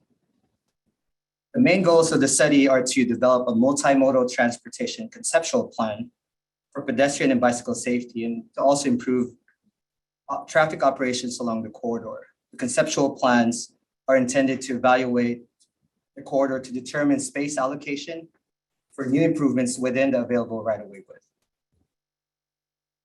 So how do we get to this point of the study? In 2020, staff held 3 previous meetings designed to get the community and BPAC's feedback on issues along the corridor and on the first 2 alternatives proposed by staff. During the previous BPAC meeting, the committee requested the staff perform a road dike analysis, which was completed in late 2021. Staff then held another public outreach meeting and an online survey last year to promote additional community engagement and to present to the community the road dike concept, which ultimately brought us here today. And tonight's focus will be on the road dike concept for the study. Based on our first community meeting, the top 6 challenges perceived by residents as to why the corridor provides an unsafe environment are what you see on the screen. As mentioned earlier, BPAC requested that staff explore a road dike alternative, essentially to address high vehicle volumes and high vehicle speeds along the corridor. Slide, please. From feedback received during the first meeting, staff prepared 2 corridor-wide design alternatives for the city. In a nutshell, alternative 1 proposes to keep all side street access open as the corridor operates today, while providing 4 travel lanes and stripe or raised buffer bike lanes on both sides of the street. While alternative 2 proposes to restrict access on some side streets with the installation of new concrete median islands, while also providing similar cross-section. Before I focus on presenting the road diet concept, I would like to go over a couple slides that will show improvements that will be part of all the alternatives, 1, 2, and 3 being the road diet alternative. Here you can see El Camino Real from Escola Avenue to Almonte Avenue, high visibility crosswalks at each intersection, green bike lanes at conflict areas, removal of the slip lane from eastbound El Camino Real to southbound Almonte Avenue, and maintaining 2 left turn lanes from westbound El Camino Real to southbound Almonte Avenue will all be part of all the alternatives. During design, staff will look into implementing protected intersection treatments for feasible and dependent upon Caltrans approval. In addition, other corridor-wide improvements include ladder-style, high-visibility crosswalks, enhanced street lighting, ADA-compliant curb ramps, green bike lane at conflict areas, striping and signage improvements, and green street elements were feasible. Now let's talk about the road diet. What is a road diet? As shown in this slide, a road diet is a roadway reconfiguration which involves converting an undivided 4-lane roadway into 3 lanes made up of 2 through lanes and a center 2-way left turn lane. Essentially, the road diet allows the roadway to be reallocated for other uses such as bike lanes, buffer, or potentially green street elements or pedestrian crossing median islands. The road diet analysis generally found value to applying a road diet along the corridor. This slide shows the benefits and potential impacts of the alternative. A road diet along Almonte Avenue would increase safety, mobility, and comfort level for both bicyclists and pedestrians. It will reallocate roadway to other uses such as bike lanes, buffers, and refuge island, increasing motorist recognition and improving driver awareness. It will also reduce traffic volume, speed, and potentially frequency of traffic collisions along the corridor by reducing weaving, left turn conflicts, and vehicle interactions. The road diet would serve as a natural traffic calming by reducing lanes and limiting the single lane speed to the speed of the lead vehicle. On the other hand, a road diet could also divert traffic to other local streets. It could make turning movements more difficult due to fewer breaks in traffic, and it would reduce the capacity of the roadway. The next few slides will show the road diet concept, its cross-sections and conceptual plans, which staff believes is a feasible and preferred alternative along the corridor.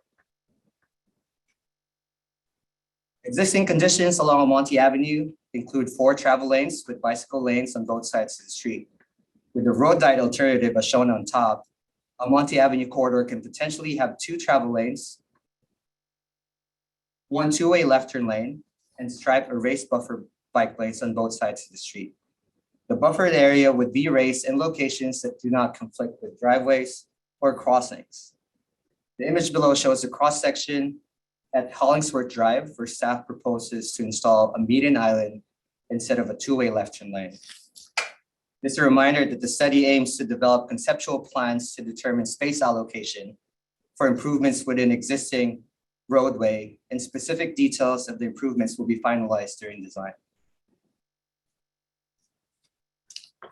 Here you can see the start of the road diet as we transition from 2 lanes to 1 lane along southbound Almonte Avenue as you cross Marriage Way.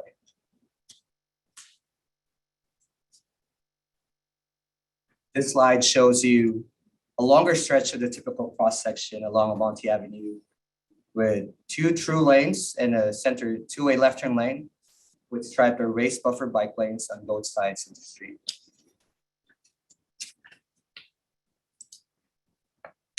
Here you can see the location where staff proposes to install median islands and left turn pockets instead of a center 2-way left turn lane. The installation of median islands provides a median refuge for pedestrians crossing Almonte Avenue and also prevents legal use of a two-way left turn lane to pass lower traffic or access an upstream turn lane.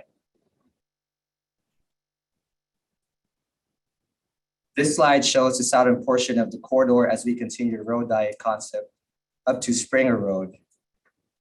City staff has been in constant communication with the city of Los Altos, and they are aware of the three proposed corridor-wide alternatives, including a road diet concept. In addition, both cities plan to look for opportunities and funding to potentially extend the project limits to include the intersection of Almonte Avenue and Springer Road, if possible, to better transition to the recent bike improvements that the city of Los Altos has completed along Almonte Avenue on their side of town. As mentioned earlier, staff launched an online survey to promote wider community engagement, and here are some noteworthy feedback from the survey. The community supports the concept of a two-way left turn lane, but opposes the concept of left turn access restrictions on the side streets, which is alternative 2. And the community also supported the road diet concept as the most preferred alternative out of the 3. Based on an analysis which identified several benefits of the road diet alternative, including traffic calming effects of reduced speed and conflicts, improved safety for other modes of travel, and the strong support from the 3rd community meeting and survey results, staff recommends that the BPAC recommend to the Council Transportation Committee, or CTC, the road diet alternative as the preferred conceptual plan for the study. As for the next steps of the study, staff plans to present the road diet as preferred alternative, including feedback received from the community and the BPAC to the Council Transportation Committee next month, and then to City Council in June 2023. The study completion date is anticipated in the summer of this year, and design is anticipated to start in 2024 and construction in late 2025. And that concludes my presentation. Thank you. Thank you. We will now go to the BPAC clarifying questions. I think as before, we will start with the Mountain View BPAC. Who would like to start? I assume at least one of you has questions. That was a bit shorter than I expected.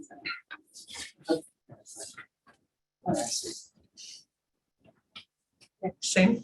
Yeah, I think mine were answered. I'm not sure if we're kind of calling out some of the questions we did send in advance for Santos, but There were 14 questions sent to the so, or well, I think it was slightly less, but yeah, I have a couple of questions myself then.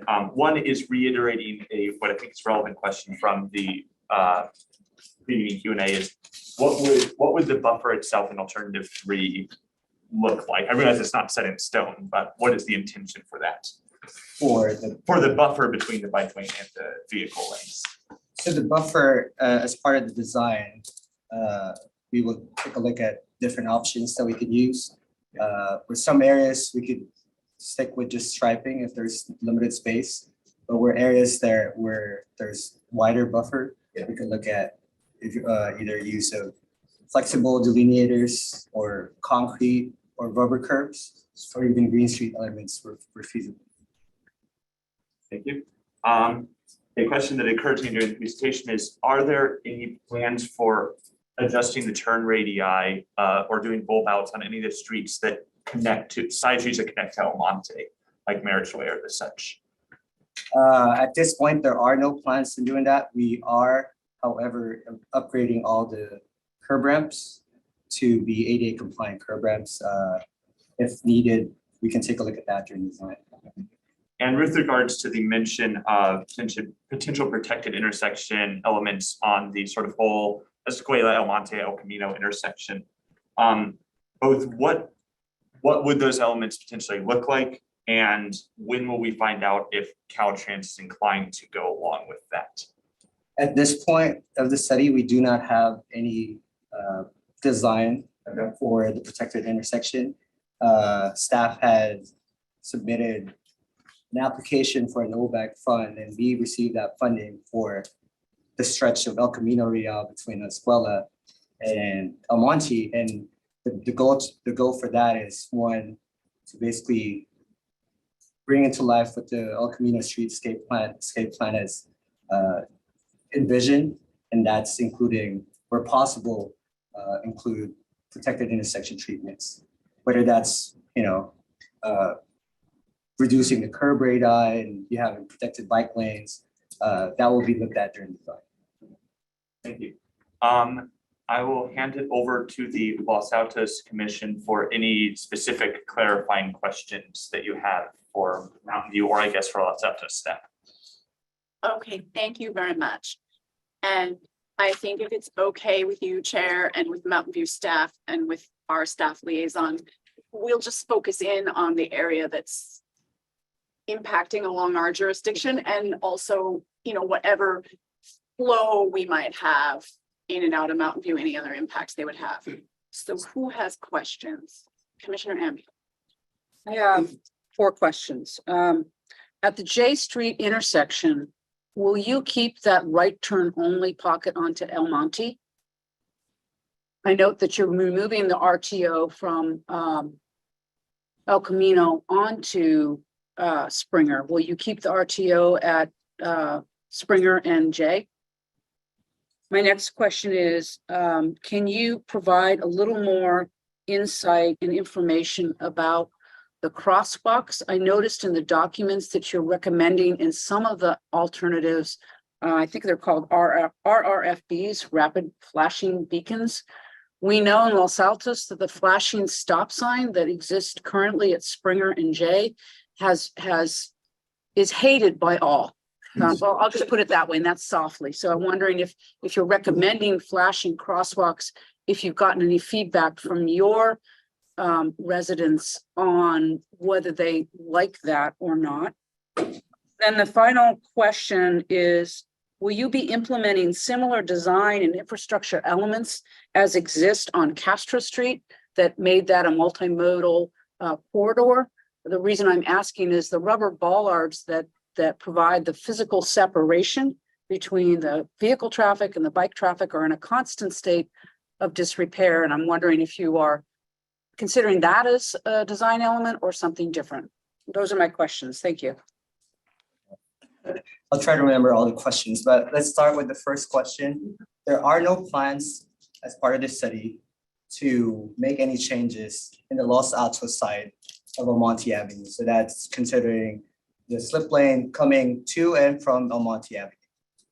That's to answer your first question. And then the second question about crosswalk improvements. Yes, we do plan to include either LED enhanced signs or RFBs, where we will be introducing new crosswalks, and that's mainly at Hollingsworth Drive.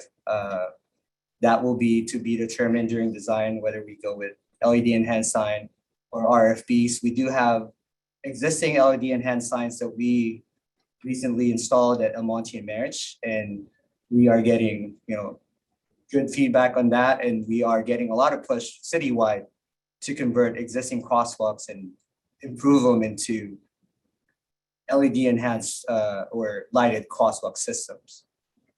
And for your last question regarding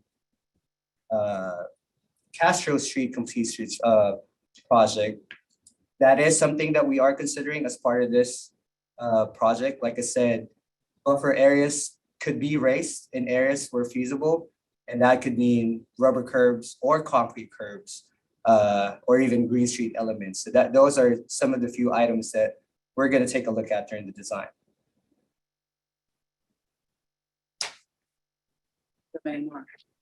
Final question.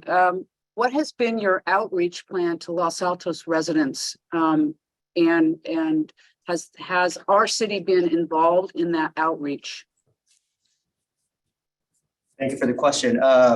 We have been reaching out to both City of Los Altos and City of Mountain View residents.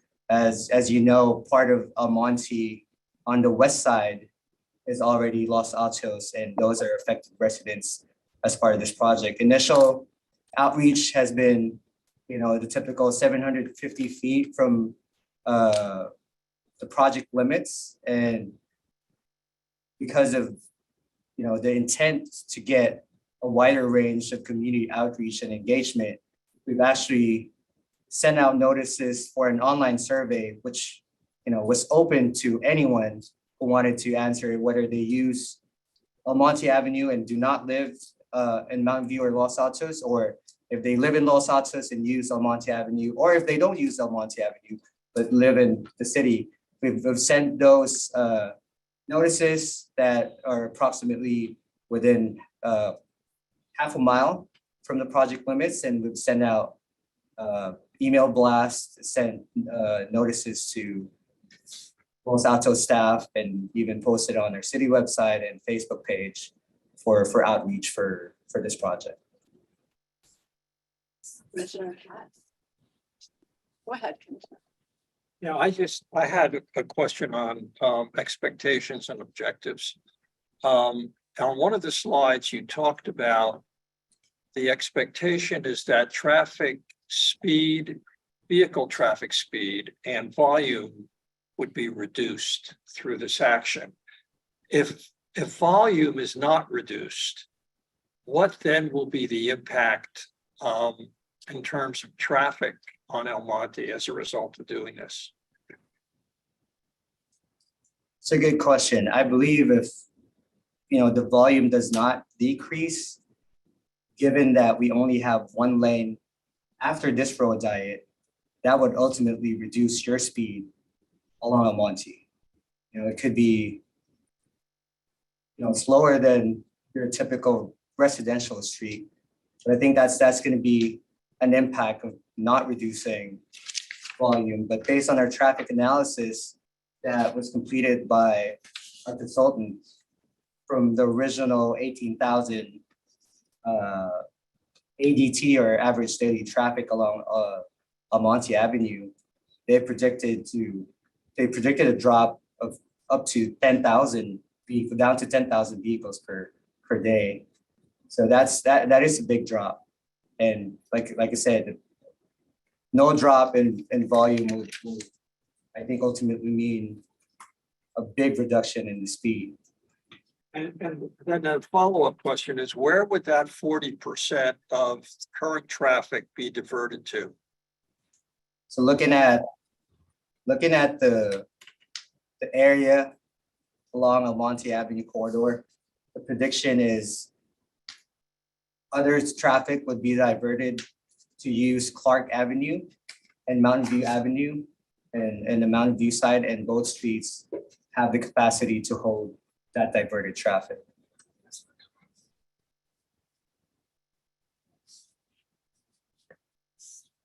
And then my last question is, what are you looking for from the city of Los Altos and this Complete Streets Commission in terms of your moving ahead with this project? We would like to get, your feedback and input on this, and, just to keep an open communication between both cities, as, this project is affecting not only the city of Mountain View, but also the city of Los Altos. Thank you. Others, question? Go ahead, Commissioner. I want to build up on what Commissioner Cuss was talking about. So the traffic diversion, I think I heard you say North Clark Avenue, is that right? Correct. Now we've got on the Mountain View side, we have road humps, whatever you call them. No, they're not tables, actually, they're kind of humps, right? Yeah. And then on the Los Altos side, we have sort of trees, I guess, against, thank you. Should we consider as traffic you anticipate traffic to diverse to Clark? How confident are we of that one? And should we as Los Altos consider mitigation action on Clark? So that is a traffic forecast, and I would suggest to wait after the implementation of this project to check how the actual traffic flow would be on those streets and even on this street along Monte Avenue. Okay. Back to the forecasts. I think if I understood right, the study predicts a decrease in volume, the ADT, to 10,000 approximately vehicles per day. Now, if that volume does not go down, so we stay at, say, whatever I think the study says here, initially we're at 20,000 vehicles in 2019. Help me understand, how would the volume being constant translate to lower speed? I thought if the volume is the same, speed goes up. So with the road diet concept, your capacity of the road reduces. Right now you have 2 travel lanes in each direction, which can carry higher traffic volume compared to when you take it down to 1 lane. So if you have the same number of cars traveling and only have 1 lane, that will result into lower speed because you have so many cars trying to use that 1 lane. Okay, maybe we'll take it offline. The physics don't add up in my head because it's the number of cars times speed equal to volume. So if one goes up, the other one goes down. But we can take it offline. Let's leave that to later discussion. I see if you want to. So third question, yeah. So third question, what is it that we require from Caltrans? I didn't understand the permitting or contribution of Caltrans to the project. So El Camino Real is a state highway owned and operated by Caltrans. So any improvement that we have or plan to do along that stretch will require Caltrans review and approval. And that's part of this study and will be part of the design. That's just the portion with El Camino. And the last question is, what design elements would you anticipate to put in place to prevent speeders down the center lane? I knew someone would ask that. Sorry? I knew someone was gonna ask that. Yeah. Yeah. That's a very good question. As I kind of touched upon during the presentation, we are implementing median islands at Hollingsworth to prevent that activity. Originally, actually, we proposed to include full islands at those intersections, not just a median refuge island. But from feedback received from the community, they do not want, they don't want us to take away the ability to make turns at the intersections. So instead of doing a 2-way left turn lane all the way to all the intersections, we're proposing to, can you do one slide down, please? We're proposing stopping the 2-way left turn lane and converting that into a left turn pockets with protected median islands for refuge islands for pedestrians as they cross on both directions of El Monte. Thank you. If I may. Yeah. So I'm Ed Arango, Assistant Director in Public Works. And if I can add on to Senior Engineer Galong's response. So this is a balance between what we heard back from the community and trying to implement the road diet with the immediate neighbors' input and just the neighborhood in general. And so this would also be in combination with enforcement. So as Senior Engineer Galong mentioned that we would want to see how the corridor behaves once the improvements are implemented. And then at that point, we can start reacting to what's needed. And that one of those tools that we could use would be enforcement. So that would be through the Mountain View Police Department. That's all I wanted to add.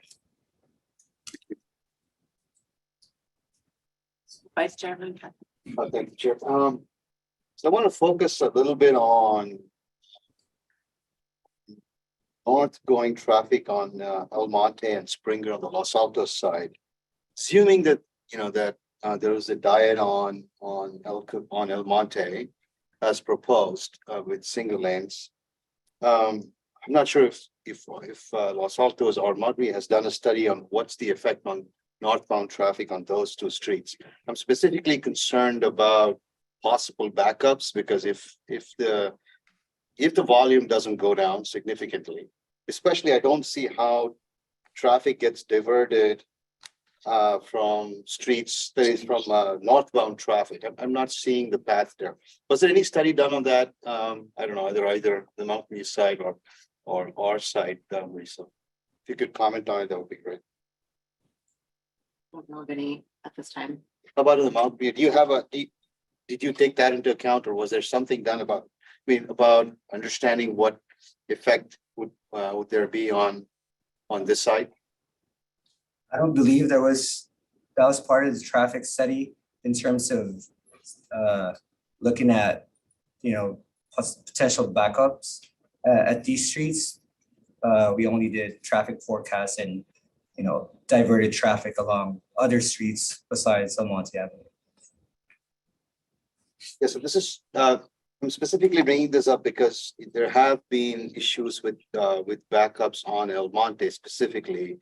After we've had the 2 stop signs installed, and I worry that it's going to exacerbate that situation. Something for us to, I don't know how. Should that be part of this study now, before we make a decision on what, or make a recommendation? At least from the Los Altos side, or something to monitor and be prepared for it, so.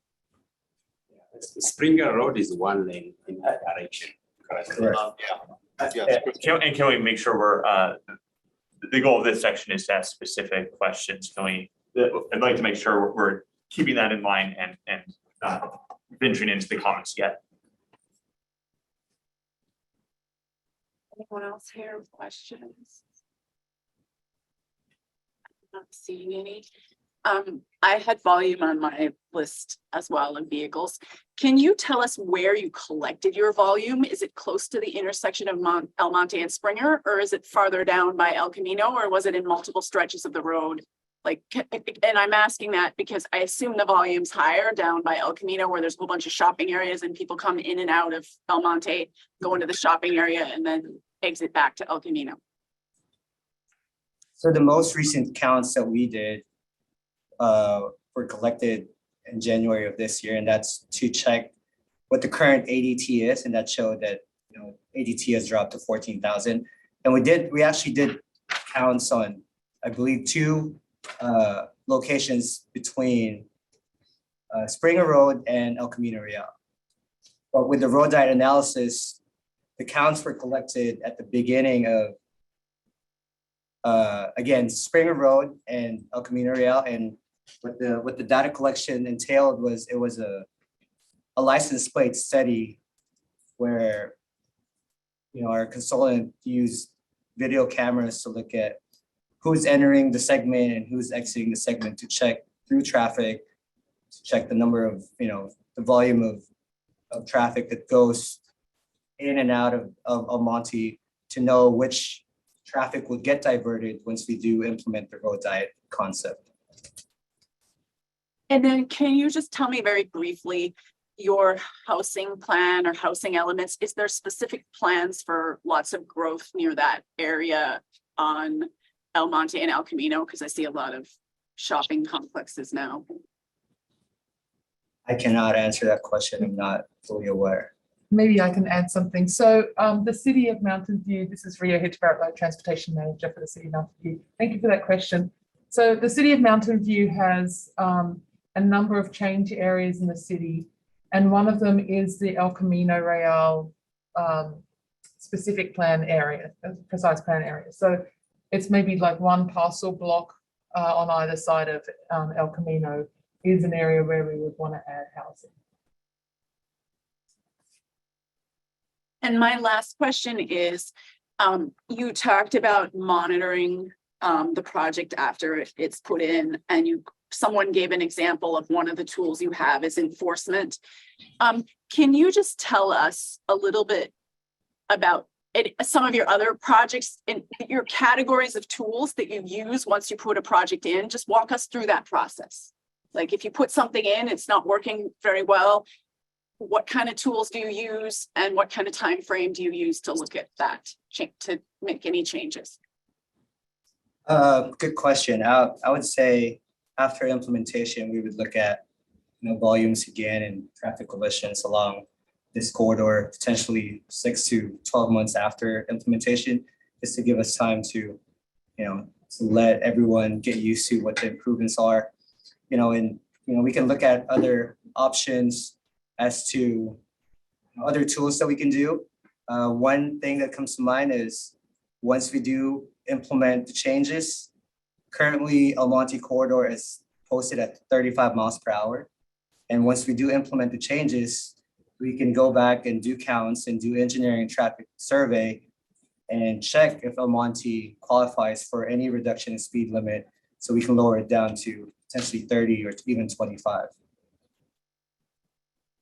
And just as a follow-up on that, besides analysis of volume and collision, and of course, lowering the speeds, like if it was found that the infrastructure wasn't quite right, do you just kind of make tweaks or do you make bigger adjustments if we're finding large vehicle backups? Yeah, I guess that will depend on the feedback we would get and the analysis afterwards. If we think, minor tweaks here and there is needed and we can do that right away, we'll do that. And if we think a bigger project would need to be set aside for this, for further improvements for any changes, then that's something that we could take a look at as part of our CIP. Thank you. I think that's the end of our, one more question from here, Commissioner Maloof. If you could, please put the slide that shows the El Camino Real intersection with El Monte. I want to understand that left turn, 2 left turns. So if you're going west on El Camino, making 2 left turns onto El Monte.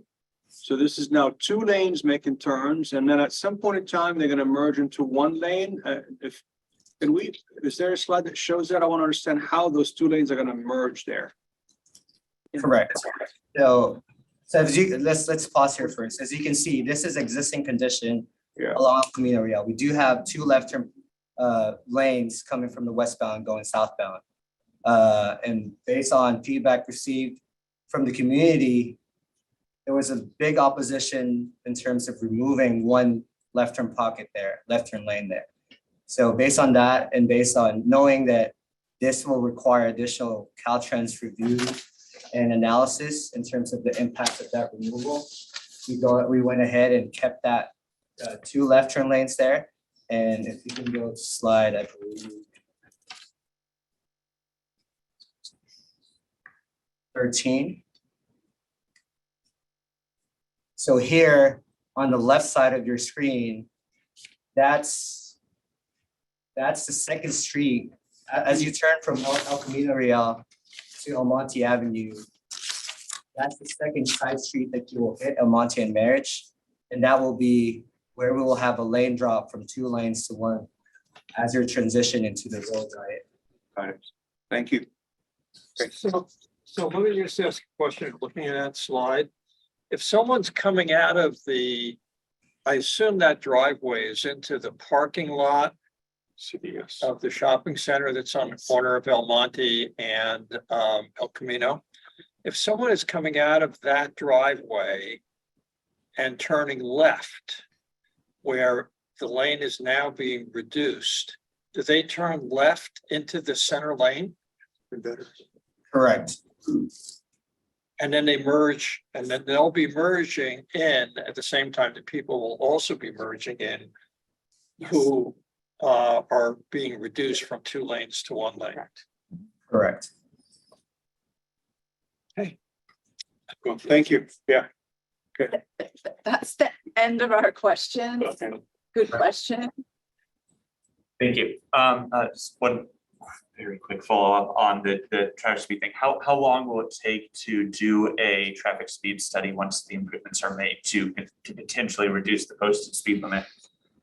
As like I said, we could check that 6 months after implementation. after construction and complete construction of the project, just so we can give some time for the community to see the impact of the improvements. Okay. Thank you. We will now move to public comment for item 4.1, the El Monte Avenue corridor study. We will begin with members of the public in the room in Mountain View. You have 3 minutes. You are welcome to take less time if you would like. We will take you in whatever order you line up. I lined up first. I have about an hour to say, but I'll keep it short. So the first thing, some discussion here, the backups are always happening at the stop signs. And this will still have the same number of stop signs and lanes at the El Monte Springer Y. So that really won't affect through traffic. Having the left turn lane in the middle means that there's no left turn cars sitting waiting for an opening and blocking any of the through traffic. So that won't affect that. And the ones coming out of the shopping center there, they will come out at a very slow speed compared to the other traffic, and they will only merge in when they have a chance. So, and the general gist of reducing that traffic down to one lane right now, as people come around that corner off of El Camino onto El Monte in the 2 lanes, they're switching back and forth both lanes because they haven't lined up with the lane that they really want to eventually be in. So this is actually going to be better because they'll just wait and then choose at Spring or El Monte which one that they're going to take. And like someone else said, post a sign, El Monte that way, Springer that way will help a lot in people not trying to last moment cross over. Okay, the left turn islands or median at Hollingsworth. I live on Hollingsworth in Los Altos. One of the biggest problems I have right now is you have to wait until traffic in both directions is clear. If you put those islands, the median there, I will still have to wait till there's traffic openings in both directions before I can even enter the intersection. And that's going to be a real problem. And there's both ways there. That would cause a lot of slowing just in general. There should not be anything there. It really should be the same through. And then I suggest putting radar speed signs showing what speed you're going to just remind people you're going too fast. The other one there at that at Hollingsworth is I don't think there needs to be 2 crossings across crosswalks across El Monte at Hollingsworth. One is enough. The same on Merritt Avenue right now that's there works really well. Everyone just goes to that, no problem. So I don't think that's a problem. And then, let's see, I will state, Darwin has done a lot of taking my input on this, and I really appreciate that. And I'll say one thing to Los Altos, the traffic's calming on North Clark in Los Altos does not work. My wife and I have taken our 2.5-year-old daughter 5 seconds there, and it's really pushes us when people park behind those, pushes us into the street, and it's dangerous. Sir, if you don't mind, just stay, it's up to you. You don't have to. Stating your name for the Sure. record. My name is Terry Bush. Thank you. Thank you. Sorry. Yeah, hi, my name's Jerry Maloney, and I live on Hollingsworth Drive in Los Altos. And I just want to say, first off, Darwin and the city of Mountain View, they've done a great job of keeping the residents of Los Altos informed all along on this project. So I appreciate that. And I've lived on this Hollingsworth Drive, and I've biked and driven on El Monte for almost 30 years. And so I think this alternate 3 road diet plan is an excellent plan. And I think it'll slow down traffic. And I'm more than happy that if the traffic volume doesn't slow down, I'm more than happy that the traffic will slow down and maybe there'll be a traffic backup, but I'm okay with that because I think the priority is to improve bicycle and pedestrian safety. The ton of people on the Mountain View side of Hollingsworth, they go to Almond School, they're crossing that El Monte every day. And, bikers are using that. And I think lastly, I just want to say that, so I really support the road diet plan.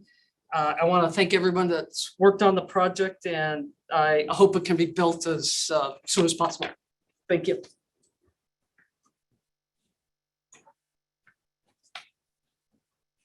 Before I start, can you bring up your maps? Okay, that's a control. I can't, give me a second. I'm Matt Stang. I live on Hollingsworth, and I fully support Darwin's fan. I even find that even those mediums might be annoying, but I would live with it because I think the overall plan. I am not agreeing with the Los Altos members in there about the volume. I think the volume will stay the same. Consider what happened when they add the stop sign at Almond and El Monte. And that's so much improved the backups going on to, before you couldn't get across there, and I couldn't get on to El Monte. To Almonte to Springer, that connection. So the fact of this calming, right now, our backups are at right now the traffic backs up at Springer. With this calming, I don't think we'll see the backup. The throughput will improve because the cars won't go down there. Right now, the cars are like a speedway because they can drive so fast. This will slow down. The capacity will stay the same because they still all right now have to single file down to Springer. And that road down there is all 2-lane. So just think, it's just going to calm it down. The only place that will be congested will be that bit of merge. And that's only based on peak times, the 8 to 9 in the morning and 5 to 6 in the evenings. Most times this will be, you won't even know it. So I think that you guys are overestimating the capacity impact. I don't think you'll see any capacity impact because all this is really going to do is slow down people because they're speeding down there and hurrying up to a stop sign and waiting. That's what's happening right now. And what will happen with this future plan is they'll just go down the road, they'll slow down, and they will only have to wait 1 or 2 cars at the Springer stop sign. And for me, who lives on Hollingsworth and on a U-shaped street, which I have to go out the street, this is a big impact for us. Okay. This is going to be such an improvement. Yes. So lots of people were concerned about capacity. I don't think there's a capacity problem. There's not a capacity problem. Clark, I don't think Clark's going to be impacted. Okay, this is a good thing. So as long as you make durable curbs so that the people don't have to worry about losing their curbs or whatever they're worried about. But I think this is such a great plan. I wish you were doing it tomorrow. I wish it wouldn't take another 2 years.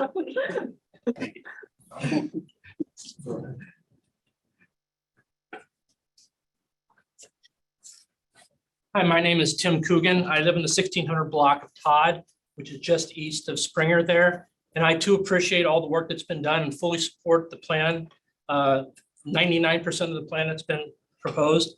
To the earlier comment from Los Altos side about where the diversionary traffic would go, and you mentioned North Clark, may or may not be, but I can guarantee you a lot of it will go down Todd. We've already seen it in the last 3 or 4 years. A lot of the predictive traffic apps, as soon as there's any sort of backup at El Monte and El Camino, there's a conga line of cars that goes down Todd Street, and many of them at very high speeds. We do have the traffic humps there, but it doesn't even phase them. So I guess, I've been making comments over the last 2.5 years. I appreciate you incorporating all of that. But the comment would be just let's pay attention to unintended consequences of diverting and pushing traffic down through that Todd, Ernestine, Gilmore complex there. And I'm sure that people on Arroyo, Vista Grande, and Raimundo would have similar concerns as well. Thank you.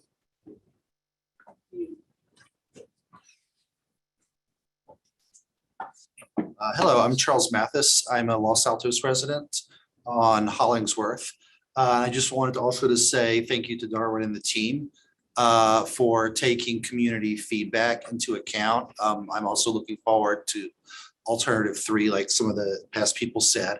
To provide a little additional context, to people who are at the past meetings. Several of us were very opposed to the left turn restrictions. The reason being that Hollingsworth and Sparger form a closed loop. So, and I and several other neighbors, we have toddlers on Hollingsworth. So if left turns were disallowed off of Sparger, we'd have more traffic coming around our side to take a left turn. So for that, a couple of other reasons, that was the basis of our objection. So thank you very much to the team for involving the community and taking that into account.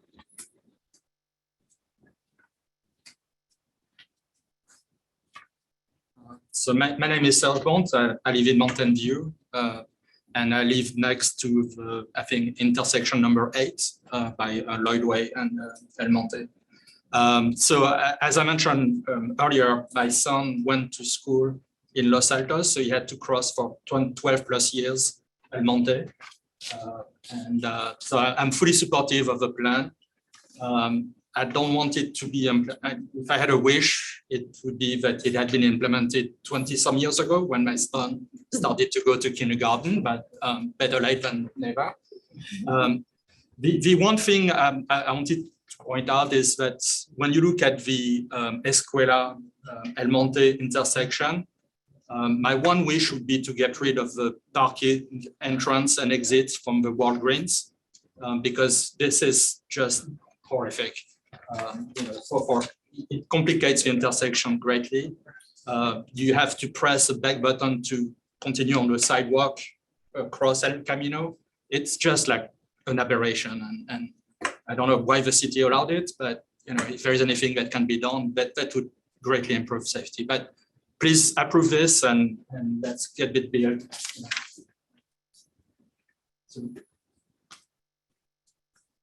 Do we have additional public comment in the room in Mountain View? All right, seeing none. Is there any in-person public comment in Los Altos? No, we don't have any public Okay. comment. Brandon, are there, well, if there are any virtual public commenters, click the raise hand button in Zoom or press *9 on the phone. Brandon, do we have any virtual public comments? Yes, we do. We have 4. I will click to allow Bruce England to talk. Please unmute yourself and you will have 3 minutes. Thank you, Brandon. Bruce England, Wisman Station Drive, speaking for multiple groups. Mountain View Coalition for Sustainable Planning, Green Spaces Mountain View, and Silicon Valley Bicycle Coalition, Mountain View, and Los Altos teams. And so we submitted a letter. I'm not going to repeat everything that's in the letter. It's pretty detailed. So I'll let that stand, but I'll say, just to summarize what the letter says, that we support, like others have said, the alternative 3 approach to this. Nonetheless, we have some areas of interest and concern about the various design details. We know that a lot of that is coming in the future still, but we wanted to capture them in the letter nonetheless.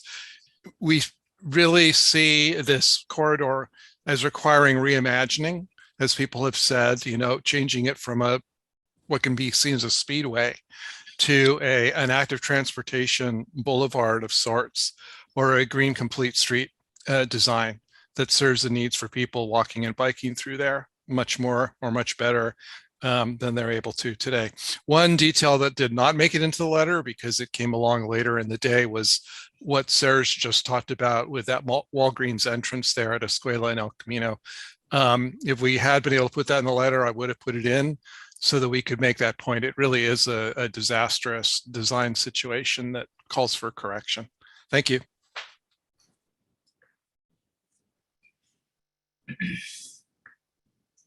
Celia Paymer, I'm going to click to allow you to talk. Please unmute yourself and you'll have 3 minutes.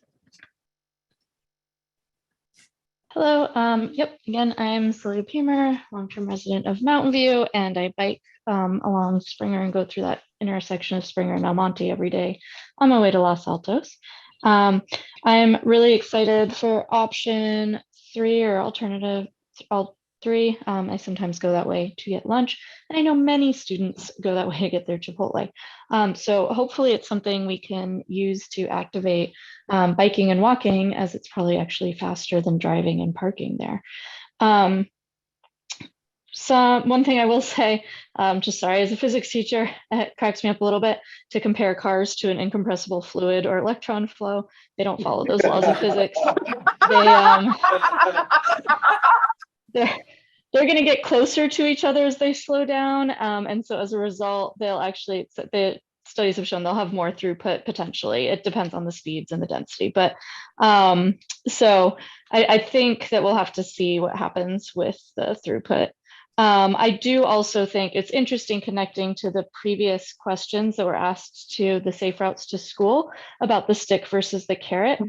Sometimes the stick is making up space that's more palatable to bikers and walkers than it is to cars. That is the stick. We don't want them to drive and we don't necessarily want it to be pleasant. So I would like to prioritize the life and safety of children over the commute times of drivers and have that be the stick that changes people's modes of transport. If that means for the side streets, we need to put bollards so that they're only bikes throughput on Todd, maybe cars don't go that way. And that's the counterpoint is then that neighborhood doesn't have access to Almonte. So that's a big thing for discussion, but cars either go both ways or they don't. I would really hope to see the speed reduced. I'm kind of curious why it hasn't been indicated for reduction already, considering it is further down in Los Altos. And I would really like to see the some form of buffered bike lanes. Maybe we can even start with the bollards. I know no one likes the bollards, but they're at least something that's cheap and easy to start with. And then hopefully we can put something more substantial and green in at some point. And finally, some proposal that could be possible for the left turn lanes from El Monte to prevent having to merge is almost everyone on the leftmost left turn lane does a U-turn. So in talks with Caltrans, if it was a U-turn only and then a left turn lane, there would only be one lane left turning. Almost everyone there is going to the shopping center. So they do a U-turn and then pull in by the Starbucks. So just that last thought.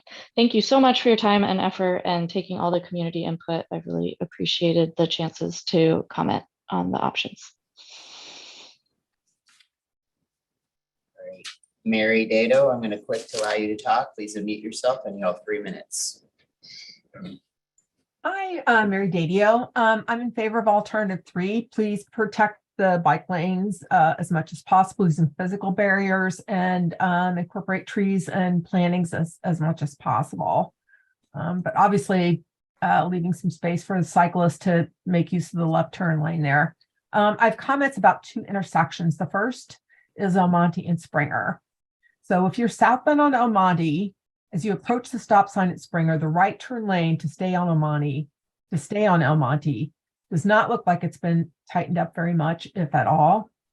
Cars are speed very fast there today to get into that right turn lane. And if you're a cyclist and you're over on the right-hand side, and then you have to get out into the middle lane to go straight onto Springer, it's a scary situation. It really makes me nervous. I think in future car drivers, are going to be in one lane. And as they approach that intersection, they're going to be able to get into the right turn lane. And I expect they're going to be accelerating when they get that chance. So I'd really like to see speed mitigation at that corner for people making right turns to stay on El Monte.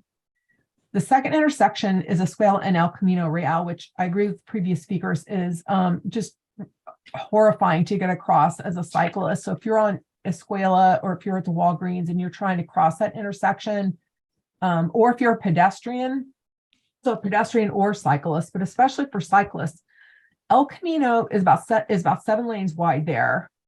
And so one thing that could help would be to change the traffic light cycle there so that Escuela on one side and the Walgreens exit that's opposite that have separate green lights. Today they're green at the same time.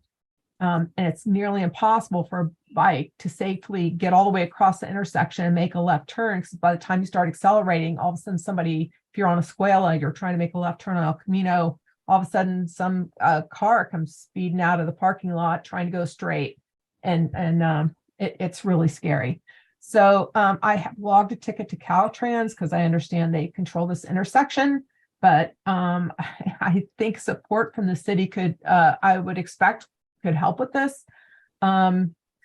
So again, if at the least make that intersection have a separate green light for the Walgreens and then a separate green light for Escuela, Plus, I prefer no turn on red for Squale and Walgreens also at that intersection. And thanks so much for making our streets safer.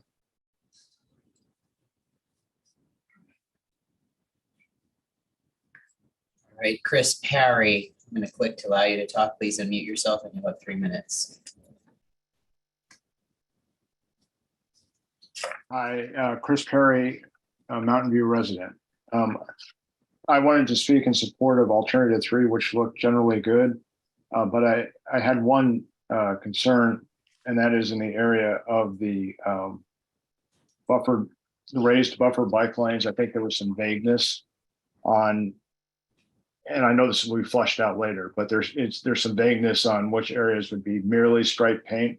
Those stretches, I believe, would be a class 3 unprotected bike lane versus which sections would get the benefit of actually being protected. I would note that the NATCO guidelines would call for having protected bike lanes on any road where the speeds are greater than 25 miles per hour or more than 6,000 vehicles per day. And so this road, even with calming and less traffic, is going to be well past the NATCO guidelines for where protected bike lanes would be appropriate. I think this is particularly important on the stretch of El Monte between Pilgrim Avenue and El Camino. That's a commercial district, and that's also on the safe route to school for Los Altos High School.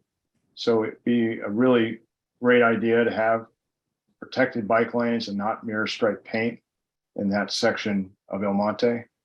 And then lastly, there was a comment disparaging the rubber divider at Graham Middle School earlier, and I forgot who made the comment, but I just wanted to say I'm a parent of a Graham Middle School student, so I routinely ride and bike through that area. And from my perspective, those rubber dividers have really held up well, except for once or twice when a car hit them, but then the city was pretty good about repairing them quickly. But I would also imagine that the city of Mountain View has some hard data on the reliability for those dividers, and it would be great to share that with the public so we could look at objective measurements rather than the subjective perceptions of what drivers feel might be the case there. Thank you. April Webster, I'm going to click to allow you to talk. Please unmute yourself and you'll have 3 minutes. Hello, April Webster speaking. I also, like others, wanted to say thank you for all the hard work on the putting together the different options. I definitely support alternative 3, using a road diet. I would also like to echo other speakers who asked that the bike lanes be protected using physical barriers. I think this is really important on the street, particularly as the speed is 35 miles per hour, which is considered by the different sources, NACTO, et cetera, to be a high speed corridor. And that's where they draw the sort of the distinction is at 35 miles per hour. On that particular topic as well, I would like to ask why the city is choosing to require a traffic study to decide to lower that to a more reasonable and safer speed, given that it's no longer required by law with the passing of AB 43 in October 2021. And then also NACTO recently put out some guidance just last month. If a street does have a speed limit of 35 miles per hour or higher, they recommend vertical dividers or either sort of medians or barriers and not flex posts or rubber barriers or the delineators nor paint. I also want to say thank you very much for considering green street elements. And I would, if there's, it sounds like there's still some sort of flexibility, would urge to use perhaps at least medians with dirt instead of cement. That's definitely going to be, and potentially even some native drought tolerant plantings like grasses or something. That's definitely going to, it'll be cheaper than more substantial plantings, but it also opens up for more easily adding more green elements in the future, as opposed to already paving it over if you're going to go that route.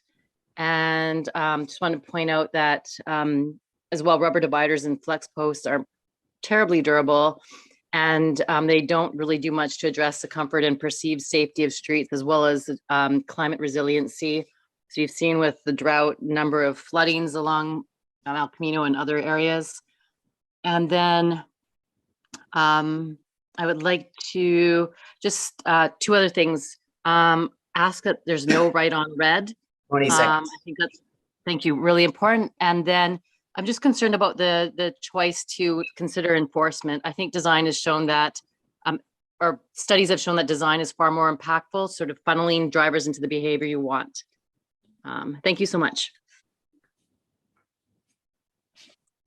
And Spec, I'm going to click to allow you to talk. You'll please mute yourself and you have 3 minutes.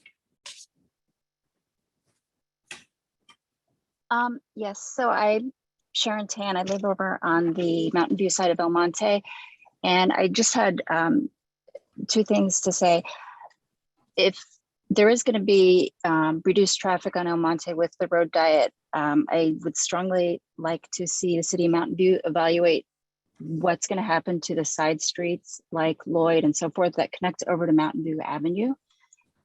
And then the other thing I wanted to comment on is I believe someone from the Los Altos committee asked about future housing that might go up on the corridor, and there is a 90-unit senior facility that is going up between the church and behind CBS, and that's going to be up, I think, within 2 years. Thank you.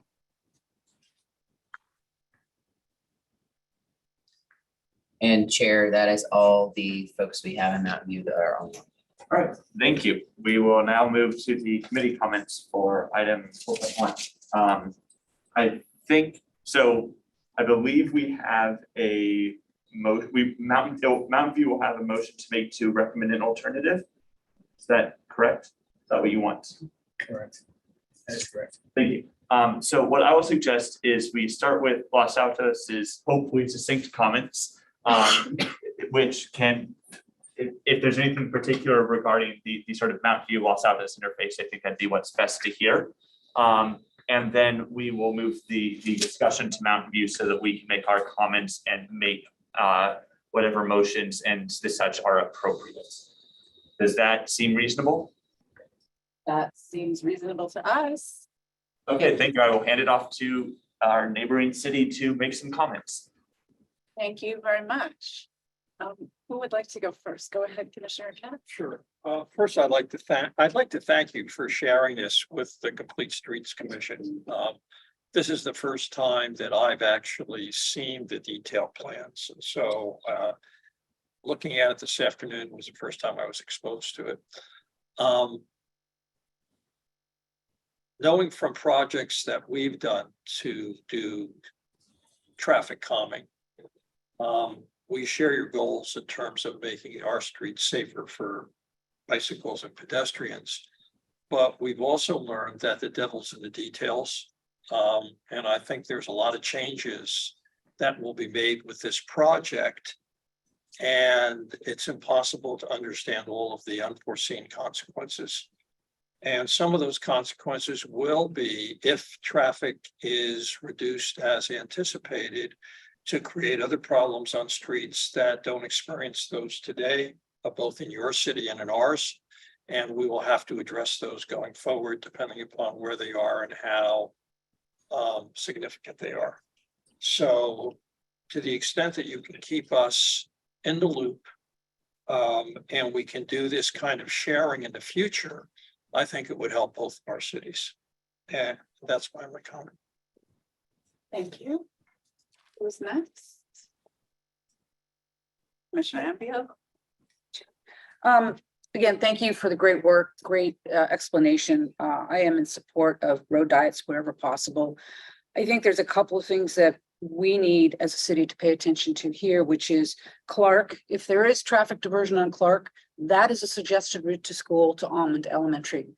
And that is an important route to school because it dumps out right in front of the school. So if any kind of traffic diversion happens on that street, I think that's a negative impact. that we need to be aware of. So I'd urge the city of Los Altos to do a traffic study today, now, get benchmark data so that we understand what kind of changes might occur on that corridor and any kind of things that we need to do to slow traffic down. We've already had traffic speeding problems on Clark, which we tried to address with the chicanes, which was, I would say, modestly unsuccessful.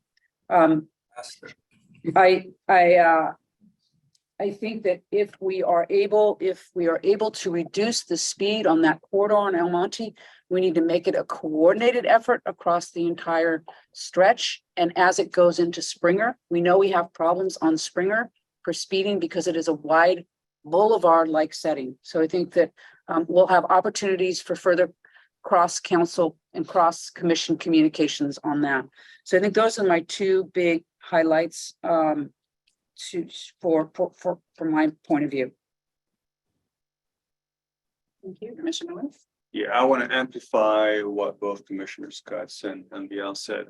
I do believe that the volume will go down. That's 10,000 vehicles per day that will shift over.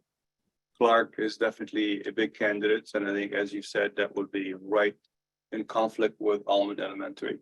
I also believe that some of it will divert to San Antonio too, because these are often commuters who are coming from 280 all the way to Mountain View, Google, what have you, right?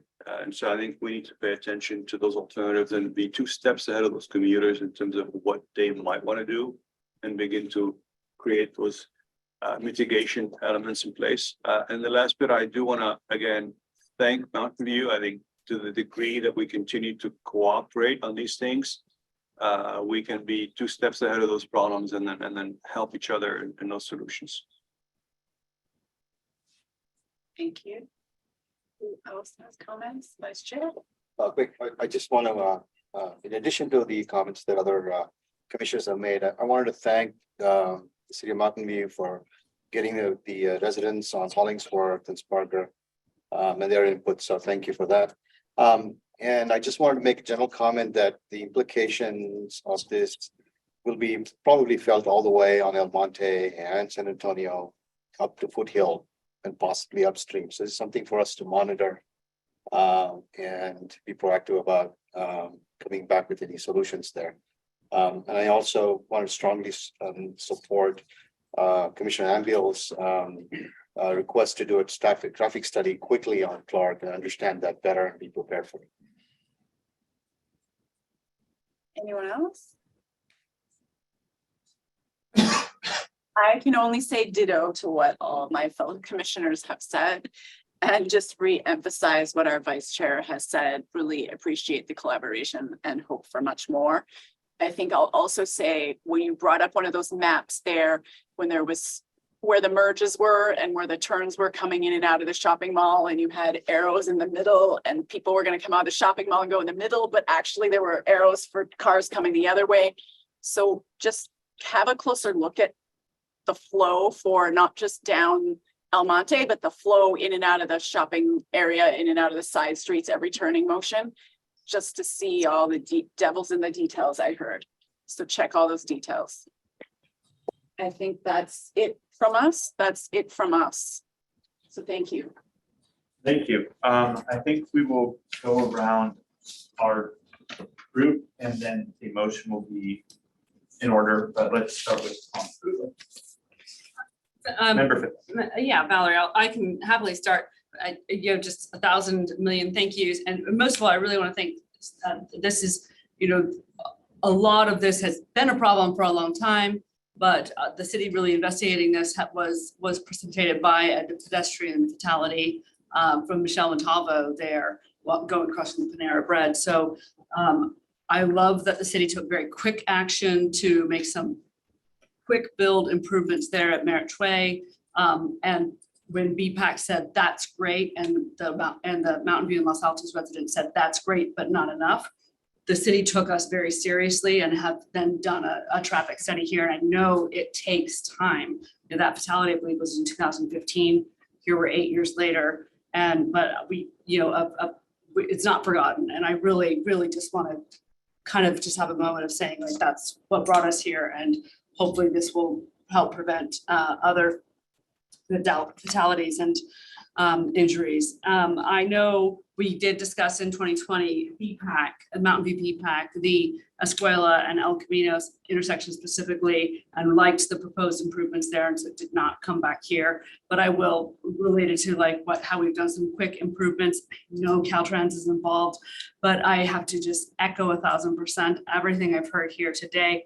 I regularly go to that Petco and Walgreens and the auto parts store in that area, and when I'm leaving the Walgreens, people coming south on Escuela, turning left on El Camino, they do not yield to people turning right out of Walgreens. They do not yield for people driving straight out of Walgreens, and they certainly do not yield to pedestrians. I have slammed on my horn to alert drivers turning left on Escuela, to alert the pedestrians to stop because someone is coming right at them. Pedestrians crossing from the northern side of El Camino towards the Walgreens. I see it. We have 3 cats. We go that area a lot. I see that weekly. I filed multiple reports and then progress is coming. If anything, there was a lot of great suggestions here. Also, it is pretty ridiculous that to continue walking on a sidewalk, you have to push a call button, and there's no right turn on red in the exiting the Walgreens parking lot. So you can just turn even though people might have a crossing signal. It's similar to the Whole Foods on El Camino. But huge thank you.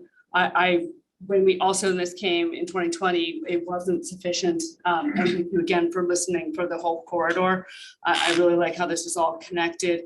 And I also understand that if any changes specifically El Camino outside of like what we're already doing with the repaving could delay the whole project. So I appreciate keeping the focus on what we can do as quickly as possible. I think everyone said rewind 20 years ago and do it, but I appreciate the expediency and I'm all in favor of alternative 3. I think, there's a lot, and ditto for all the comments from the public on this and the written public comments that came in as well. Tristan? Yeah, I would also big thank you to everyone who worked on this project. And also I'm very appreciative of all the comments we've had from people who live in the area. Useful, I don't know, everywhere in the city. It's very, very useful to get some input. Thank you very much. I have one thing I'd like to bring up that I haven't seen mentioned, which is, so we've heard why alternative 2 wasn't favored. I think we're all convinced to that, but there was one thing in alternative 2 that I did kind of like, which is the very north where it hits El Camino. There was more protection. There wasn't a left turn onto Edmani, sorry. As I said, I'm not familiar with the area, but there is, it's a short section with a lot of conflict. And there's a lot that you would, as a cyclist, need to be watching. And removing that left turn is just removing one more potential point of conflict. And I think that's something we can think about including. That whole northern section, because it goes out into 2 lanes, the road diet ends. There's a lot. It becomes more unsafe inherently because of that. And anything we can do to reduce the number of conflicts in that area, I'm in favor of. That would be the one change that seems like worth considering. We've heard, in addition to everything that we've heard tonight. I also have a story of almost being head crossing by someone coming out of the Walgreens intersection. It's bad. And one more thing I would add, this is maybe pie in the sky, but the Springer Edmonte intersection, you can think about, it seems like a roundabout would work really well there. I know it would take a lot of coordination and everything, but put it in your brains. It might work a lot better than the stop sign configuration. That's all my comments.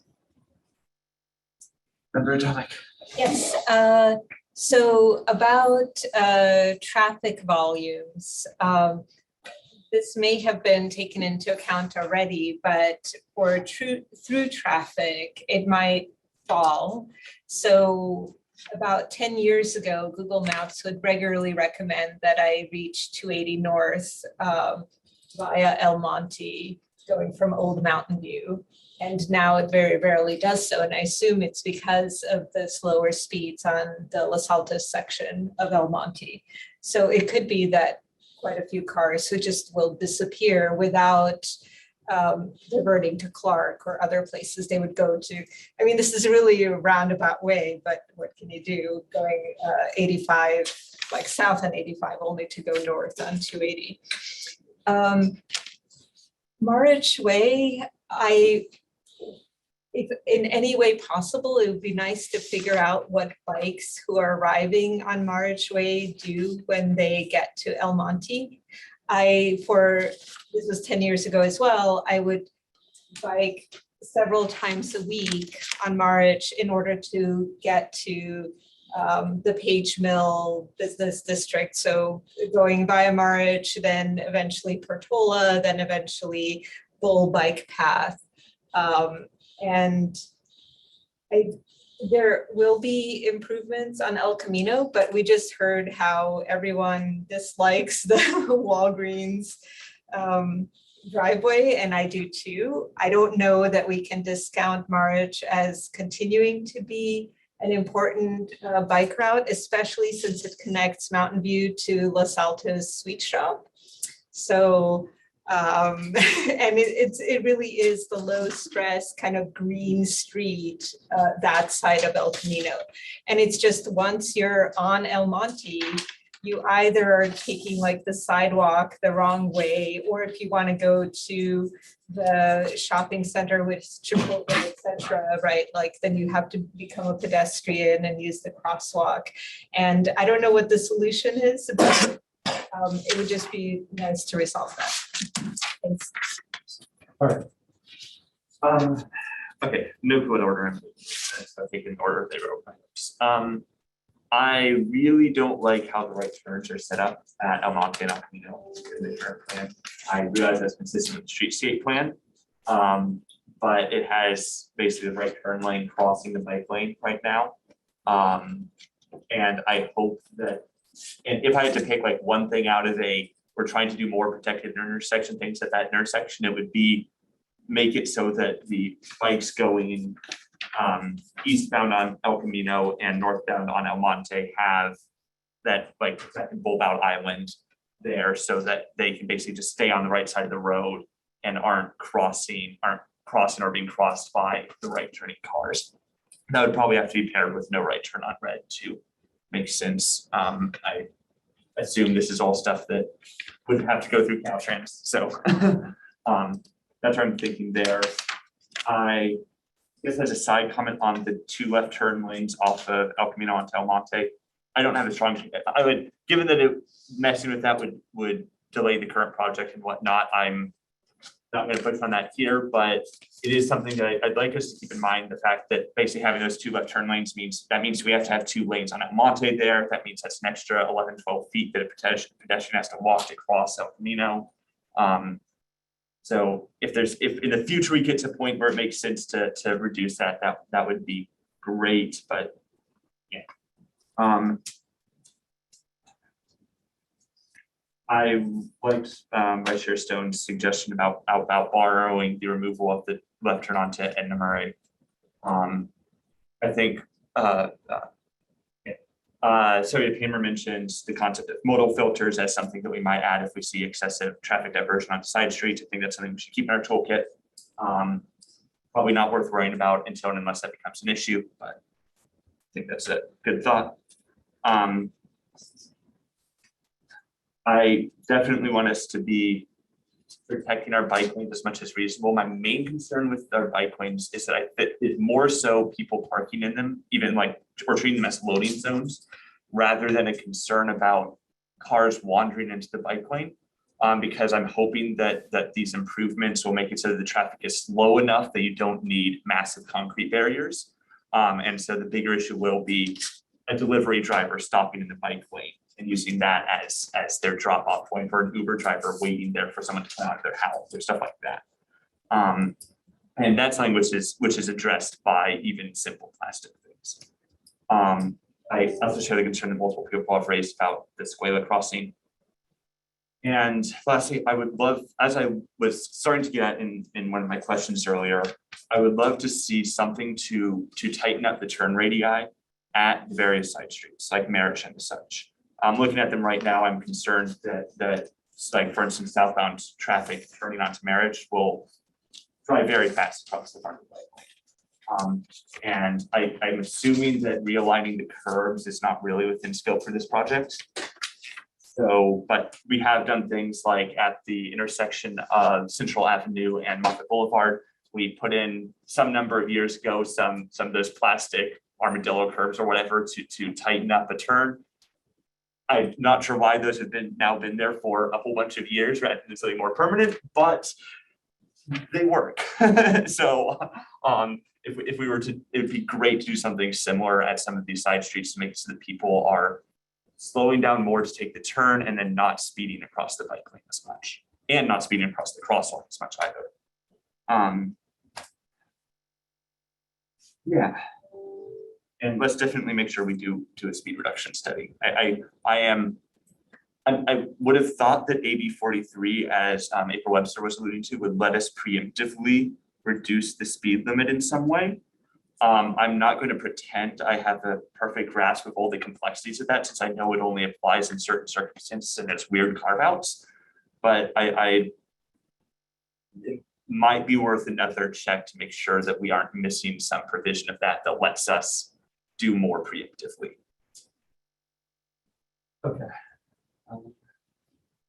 Is there any other discussion, or would someone like to make a motion? Chair. Yes. Chair, if I may, I forgot to do one of my duties. So I just want to clarify for our members of this commission and for the members of the public joining. So my understanding is that while some of this stretch along here is Los Altos, that the border between Mountain View and Los Altos goes right up to the curb on the Los Altos side. So technically Mountain View has the full jurisdiction of the roadway all the way up to Springer. Is that a correct understanding? That is correct. So thus, for the members of the public and for our commission, that's the reason why we're not voting on this. And I wanted to bring that up before, but forgot to, and was reminded to. That is a very useful clarification. And you reminded me about one other comment that I can take more time with. I would love to see some improvement at the sort of the El Monte Springer J Street mess at some point. I'm not a fan of those slip lanes. I do actually use them on my bike to go faster, but I don't think that's the use case that should be prioritized. But that's something that would require coordination with between the two cities. So I hope that's something that can happen sometime. I don't think that makes sense as part of this project today, but if an opportunity does arise, or maybe it does make sense, then that'd be great. Sure, if I had a kind of a that's all triggered some thoughts in me. Yeah. I with member vice chair's comment on I think this is out of the city scope, but looking at where we have like this little maze of El Monte, Springer, and I think there's another street that comes in there, and a roundabout is something I recently visited the Midwest, and roundabouts are appearing everywhere, even within towns.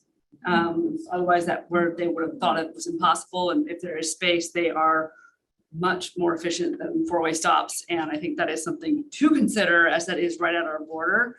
I would like to ask a clarifying question, if it's okay, about Vice Chair's recommendation on like this alternative two's treatment of Edna Mary Way. Would that gel at all with what we have for alternative 3, or are they just two disparate treatments? That is a good question. That is an option that we can look at, but I also want to remind that part of the survey results was of great opposition to Science Street restriction. Okay. That is why that was not part of alternative 3. Got it. Thank you very much. I really appreciate that. Can I add a comment to that? I'm afraid not, sorry. Sorry. So thank you for that clarification. So, yeah, so that was my only kind of, I thought those ideas from Vice Chair Stone were very interesting. Yeah, I guess my comment would be, I was interpreting the concerns about left turn lanes as being mostly the other side streets, and so there's an incrementalism of, so even if there are concerns about left turns on this side street, there can also be left turns on the other side street still. And I know that one of the public commenters was mentioning a particular combination of streets that was not this one. So I'm sure there are people who would be inconvenienced by that, but yeah. So given that, I'm prepared to move to recommend alternative 3 with the considerations of the comments made by both committees today, where as we move into further design phases. Can we make, oh, sorry, someone just said something. Or any questions? Could we get a little bit more clarity on what you mean by? Other comments? Yeah, I could be a little more clear. Specifically, I think, so the motion, my motion specifically is not looking at El Camino and Escuela, because I realized that was already very deeply discussed in 2020. So what's been presented here as alternative 3, I would like to make that recommendation for alternative 3 with the additional recommendations for where we can to use the, correct me on this phrasing, but the raised bike lanes, where we can bring in green elements, where we can, and if possible, reduce speed before the work, to take those considerations in. That's my motion. Could I friendly amend to consider a way for bikes to go left or straight coming out of Marriage? I accept that amendment. I think that is, to look at. So everything I just said, plus check on the bike flow from Marriage onto El Monte, that there's a reasonable, if possible, a more reasonable approach without having to discount. Are you seconding? Yeah, oh yeah, sure. I'll second. Okay, just to clarify, you mentioned raised bike lanes. There's a distinction in the what elements we put in the buffers, and there's what would be done with the bike lanes themselves. And I think at least one of the public comment letters mentioned raising the bike lanes to the sidewalk level. I don't believe that's been mentioned in this meeting thus far. I also don't know what implications that would have in terms of project complexity. So I thought I had heard that additionally during public comments, specifically Bruce England had mentioned that as well, but it was in his letter as well. So if I'm mishmashing it,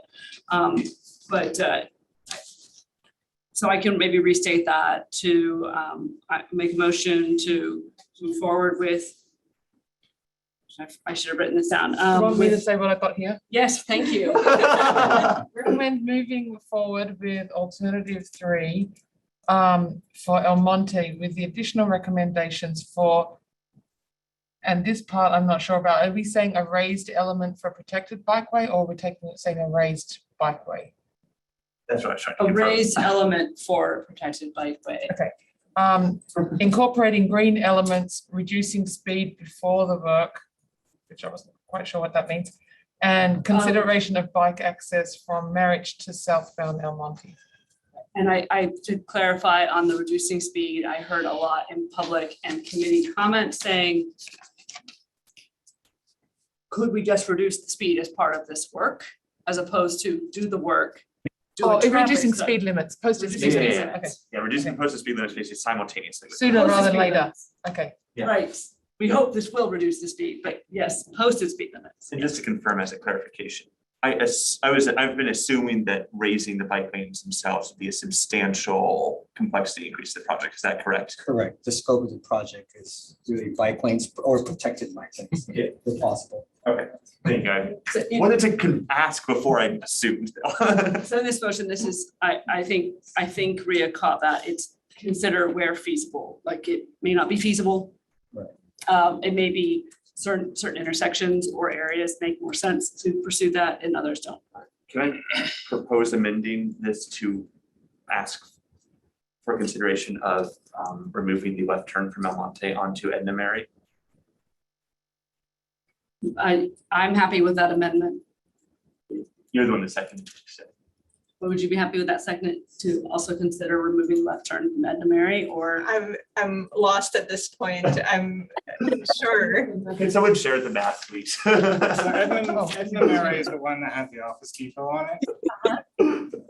Yes, it's not the one with the U shape that we heard from all of the comments. Yes, this is just to reduce the number. So I think maybe from simplification standpoint, my motion will not include the Edna Mary and that. We put in this place. We could make that a second. That could be a separate motion. Yeah, so my motion then will stand as Rhea last. Yeah, and sorry, Rhea, just for El Monte, I thought you said south, but I mean going towards El Camino. Oh, northbound, sorry. So that's correct. Now, I think what they're talking about is that left turn going into Edna Mary. Yeah, so an alternative. Oh, yeah, so no, but I think that she was talking about the last part of the motion that's on the table at the moment. From marriage to. Yeah. Sorry. So I'm not amending with Edna Mary. That'll be a second motion. That could be, It that could could be, be it a could be. second motion, yes, keep it simple. So Yeah. I move as per what Rhea had captured for my recommendation. You still Okay, second? yes, second. James, would you like to call the vote? Chair? Yes. All in favor? I, It is unanimous. Member Barton is absent because he recused himself. May I make the motion? Yes, I would like to make a motion to consider the adapting the turning restriction onto Edna Mary from alternative two to be looked at to see if it is feasible and if the neighbors see if it's feasible. End of motion. I will second that motion. Another motion. Can there be comment on that? Then no, that's part of the public comment or earlier public comment. Rhea, is that a clear enough motion? Yep. Okay. All right. Anything from the committee on that? Probably a good idea, but I don't know enough. Right. Yeah. Okay. How we take a vote? Let us take a vote on that. All in favor of the motion to examine the feasibility of to suggest that we try to, sorry, can you restate your motion, please? To see if it's feasible to adapt the design element from alternative two, which was the restriction of a left turn onto Edna Mary Road. Yes. All in favor of that motion? Aye. I, All opposed? Abstain? Yes. Okay. That motion passed with May I have a clarifying Please. question? Yes. So as part of the alternatives that was proposed, Yes. which means it is feasible. Yeah. So are you We want an actual recommendation that we. recommending it as to Rather be than just- part of alternative three? As long as you feel that it fits in with the rest of alternative. So do we need to kind of amend the motion that you just voted on? So it would be to amend alternative 3 to add that Removal. left turn restriction. I thought that's what the motion we just made, if it was I feasible. think you Okay, said. okay, if it- okay, so, okay. Right. For my own notes, borrow, Los Altos laughing at us. I don't know.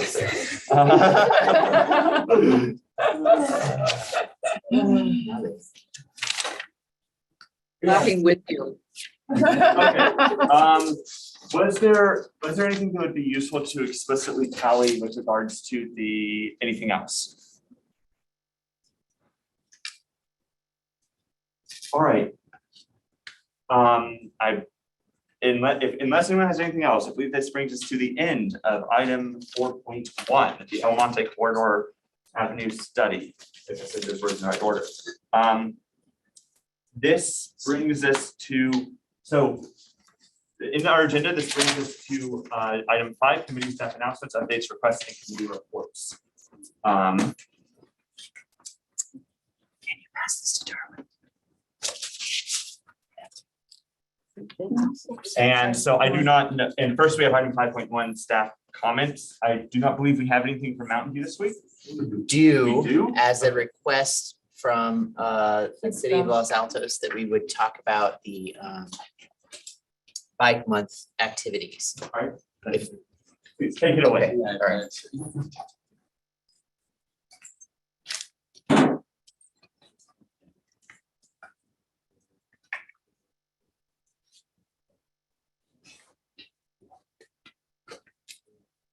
All right.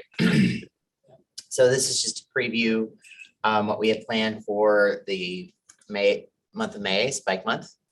On May 9th, the mayor's proclamation will occur establishing Bike Month in the city of Mountain View.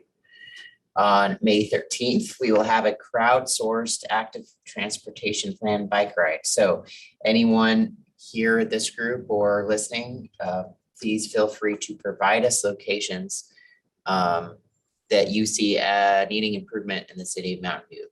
And then I will do my best to link all those locations together and we will have a bike ride. It'll be on May the 13th, 10 a.m.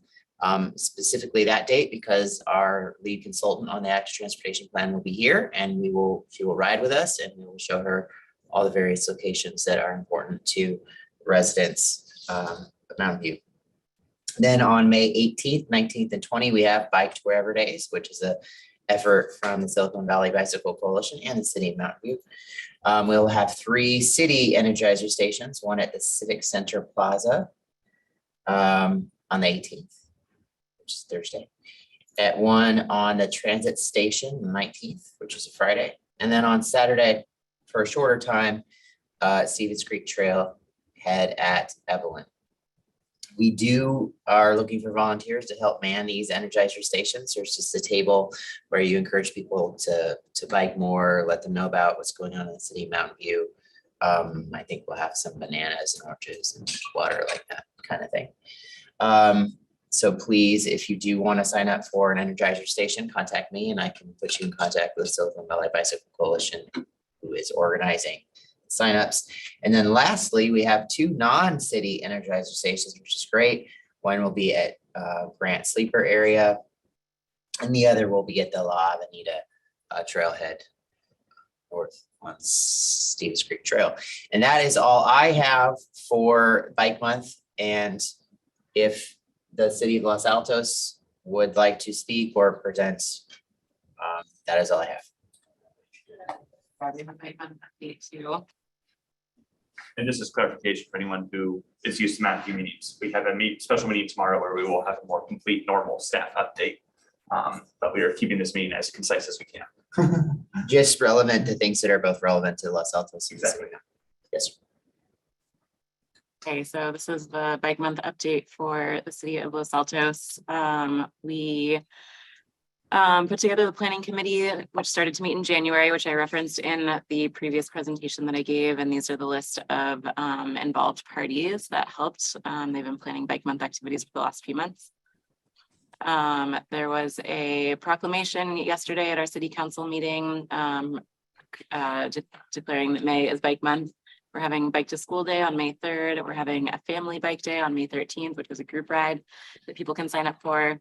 We're having Bike to Wherever Days and Bike to Work Days on the 18th through 20th, the same calendar as everybody else, and energizer stations at those. And then the Safe Routes to Downtown Foundation Association is putting on the Downtown Bike and Dine event, which we are helping them with. We did the bike light giveaways that I talked about earlier. We're also doing bike rodeos in elementary schools. The recycle bike drive on April 8th happened at Los Altos High. And so that was Greentown volunteering to fix bikes on the day of and give bikes to students and others in need. And the Los Altos Police Department is also doing a bike rodeo on April 29th this weekend, 11 a.m. to 2 p.m. Bike light giveaway events, we already had 3. I talked about this earlier. We've distributed about 550 lights. Bike to the Moon is a contest at schools with the mileage that I talked about earlier. And then these school-based events down here at the bottom. Gardner, Bulis, and Egan are planning a WOW Day. Let's see, Family Bike Day is on May 13th. It's starting at the Bicycle Outfitter on the south side of town and also at the community center on the north side of town. And it'll be a guided bike ride with Energizer stations. And there'll be some education component on how to navigate streets on your bike. And then Bike to Wherever Days. There's a pledge to ride, which I'll talk about more in a minute. And there's going to be an Energizer station hosted by the Bicycle Outfitter. Okay, this is where things get serious. This is the Bike to Wherever Days pledge page captured at 2 different moments in time. So the first one was on April 11th. The second one was on April 25th. And as you can see, everyone can pledge. Los Altos was second place as far as pledges on the 11th. Mountain View was in 3rd place, but now tides have turned, and so we are asking you, among other things, to pledge to ride during Bike Month. This is some more information on the Bike and Dine event. It's happening on May 19th from 4 to 8 p.m. It'll be downtown at the Community Plaza. There'll be music and activities, and there will be, most importantly, some discounts from the restaurants downtown. So some promotions. Everyone will be hanging out, dining, and having a good time. So I'll send the Eventbrite link to that when I get it. And this is our final slide. How can we get the Complete Streets Commission and the BPAC involved? We are asking you all to participate in Bike Month if you're able to. So you could pledge to ride during one of the Bike to Wherever days. You can encourage students who are going to be biking to school to attend an event. You can attend one of the rides on May 13th, the Family Bike Day ride. You can volunteer at an Energizer station, May 13th, 18th, or 19th, and meet other bike enthusiasts, and you can attend the Bike and Dine. Some of the city staff will be at the Bike and Dine too, if you want to come hang out with us. That is the end for now. Thank you. Thank you. To go through our process, since we do this even for the simple ones. Any clarifying questions from Mountain View? I have an important question. Is State of Mind participating in the Bike and Dine? Go and find out. Exactly. I don't have a list of participants, so it's really a secret from everyone, including me. Anything on the Wasautos side? Okay. I don't see any public comments in the room. You can always ask the question. We have one comment. Sorry, I was just gonna ask, I think we've sent out some of the links maybe to commissioners, but just send out an email with the links for pledging and volunteering, and thank you. I have also another update on El Camino Real. I'll keep it quick. I know we're all tired.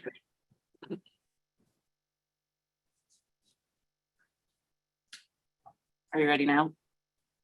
We are. Okay.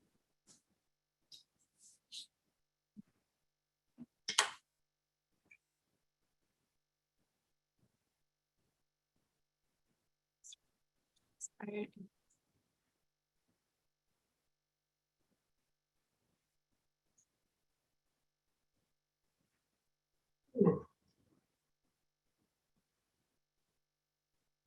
Okay, so this is a brief update on the El Camino Real Caltrans street resurfacing project, which we were planning on giving to our commission last month. We had to push it to this month. And then when it was a joint meeting, we thought that everybody could benefit from this update since we are all kind of in the same position. So these are the 3 brief things that we'll talk about tonight: project overview, design details, and then some next steps. So as far as a little bit of background on this project, I think a major question that a lot of people are having is just why is this happening? And Caltrans has finished the design phase for the resurfacing project on El Camino Real. So it started out as a resurfacing project.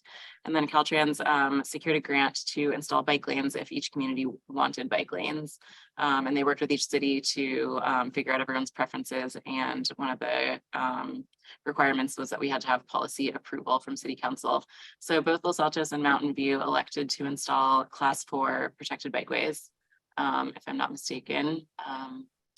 And Palo Alto is the other jurisdiction within the project limits, and they are keeping their existing condition until they complete their bicycle plan. So their portion is kind of under review right now. I have some small notes there on the side that pertain just to Los Altos, but the commission reviewed the project and then recommended Class 4 bikeways to council, and then council approved it in March 22. So probably a similar process happened for Mountain View. And why is this important? So this resurfacing project is a once in a 25 to 30 year opportunity to kind of revision the striping. When you resurface a street, you obviously have a clean slate, and so it's easy to install striping improvements that are different than what's out there now. So this is a vision for the future of the community, and it's an important regional update and for the corridor of El Camino. It's an important component of the regional transportation network. Obviously, it connects so many places. And this is an opportunity for these 3 communities to be leaders in the regional transportation implementation. So obviously there were a lot of trade-offs involved in this project. We lost a lot of parking spaces. I know it was 248 in Los Altos, probably similar, even more in Mountain View, and that's a big change. And on the pros side, this is a high value transportation corridor, and this was an opportunity for really innovative changes to the transportation network that would have a lasting impact. So basically the project summary is addition of protected bikeways on El Camino, keeping the current number of travel lanes, which is 3 in each direction, and then removal of the parking to accommodate this change. Originally, we had thought that Caltrans would install just buffered bike lanes, striping only, and that the city would select and furnish and install the vertical elements to create a Class 4, which was recommended by CSC and approved by council.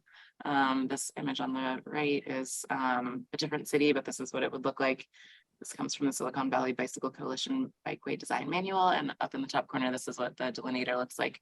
So we found out that Caltrans is actually planning on installing the delineators themselves. So that is good news. The pro of that is that there's no delay between the installation of the bike lanes and the installation of the protective vertical element. Both cities can consider adding additional elements or replacing the vertical elements in the future if they want to, if they don't, want to go with something else. And the city will be responsible for maintaining that vertical element through a maintenance agreement with Caltrans.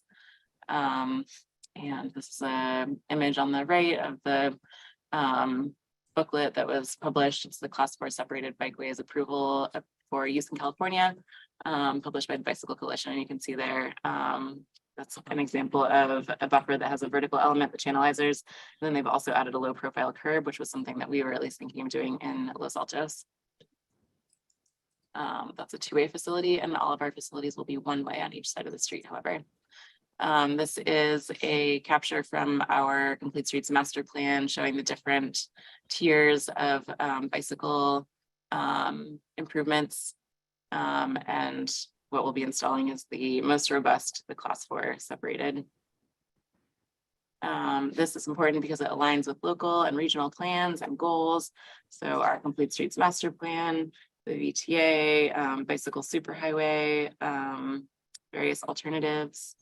Also, I noticed Mountain View has the El Camino Real Streetscape Plan, and then the VTA regional planning. All right, and then I was chatting with some commissioners and they said, you know, we looked at the plans are a little hard to interpret. Can you interpret the plans for us when you do this update? And so I just kind of wanted to, instead of putting the plans up there, just put some images. So on the left, we have the existing condition of El Camino. And on the right is that same image. This is from a different city. I forget what city it is, but this is roughly what it'll look like. This will be a travel lane. It looks like in this image, it's parking.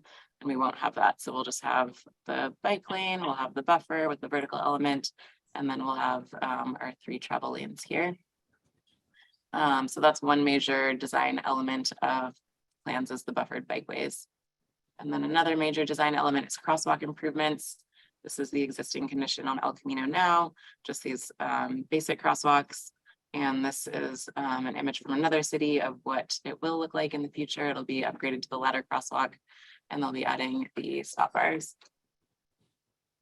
And then green skip box conflict markings. These will be applied at driveways, at transit stops, and through intersections. So this is El Camino now. Here's the driveway curb cut. And this is an image, I think, from Santa Cruz of what it will be more like in the future. So the green skip boxes will front all the driveway openings and transit stops, and they'll go even through the intersections. So those are the 3 major elements. I took a look at the plans recently, and this is a snapshot that I have from the plans.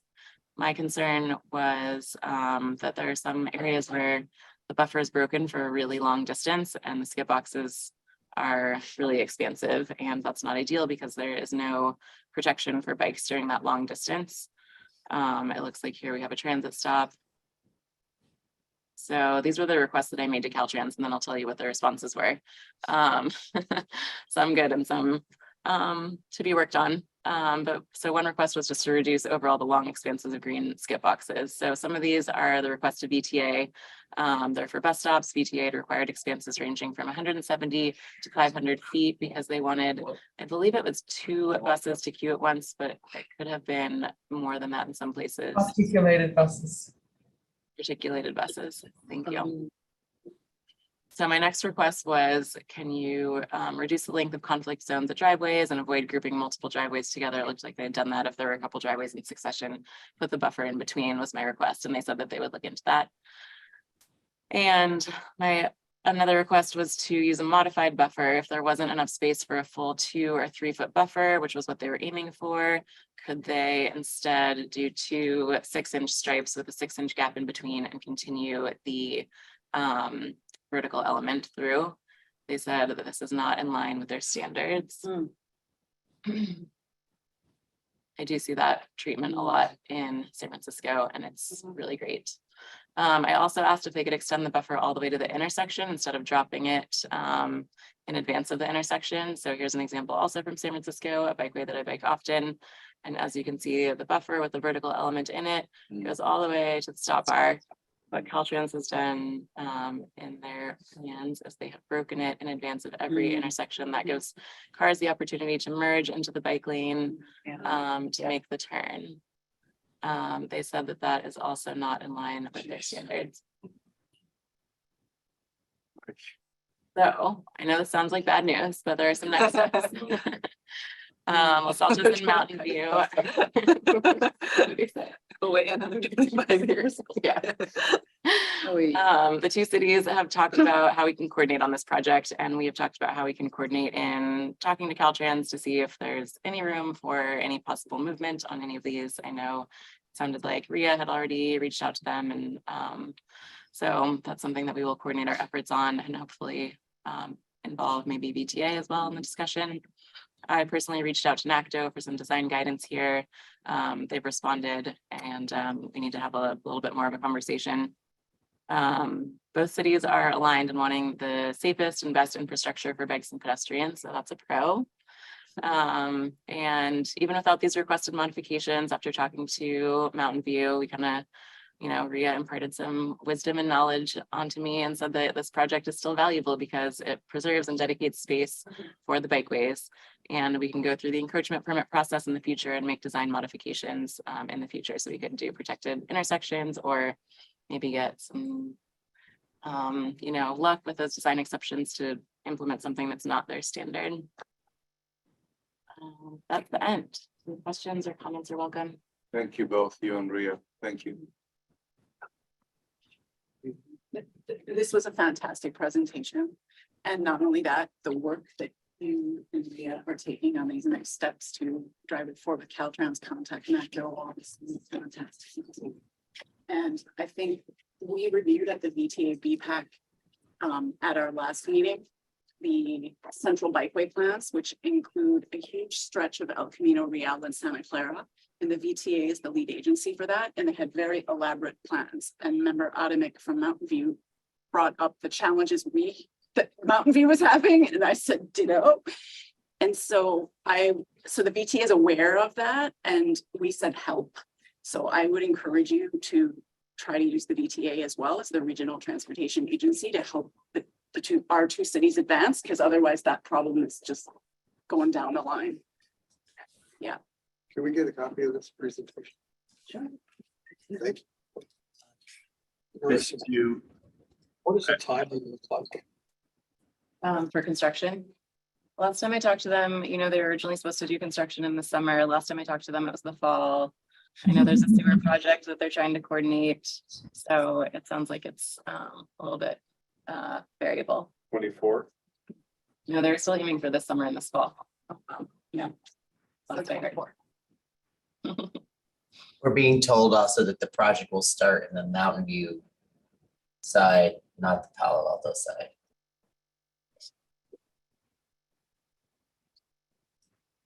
Okay, thank you. I think we're done with this item, so I'll pass it back to the Mountain View chair to see if you have anything here. Okay, just to make sure we're doing things in order, are there any public comments on this this staff comments item? Nope, great. Anything from Mountain View side? Okay, we will move on to item 5.2 committee comments. Are there any unagendized committee comments to be made? We are going to take the opportunity to pass on that this evening. Great. I'm going to encourage Mountain View to pass on that as well, since we have a meeting tomorrow.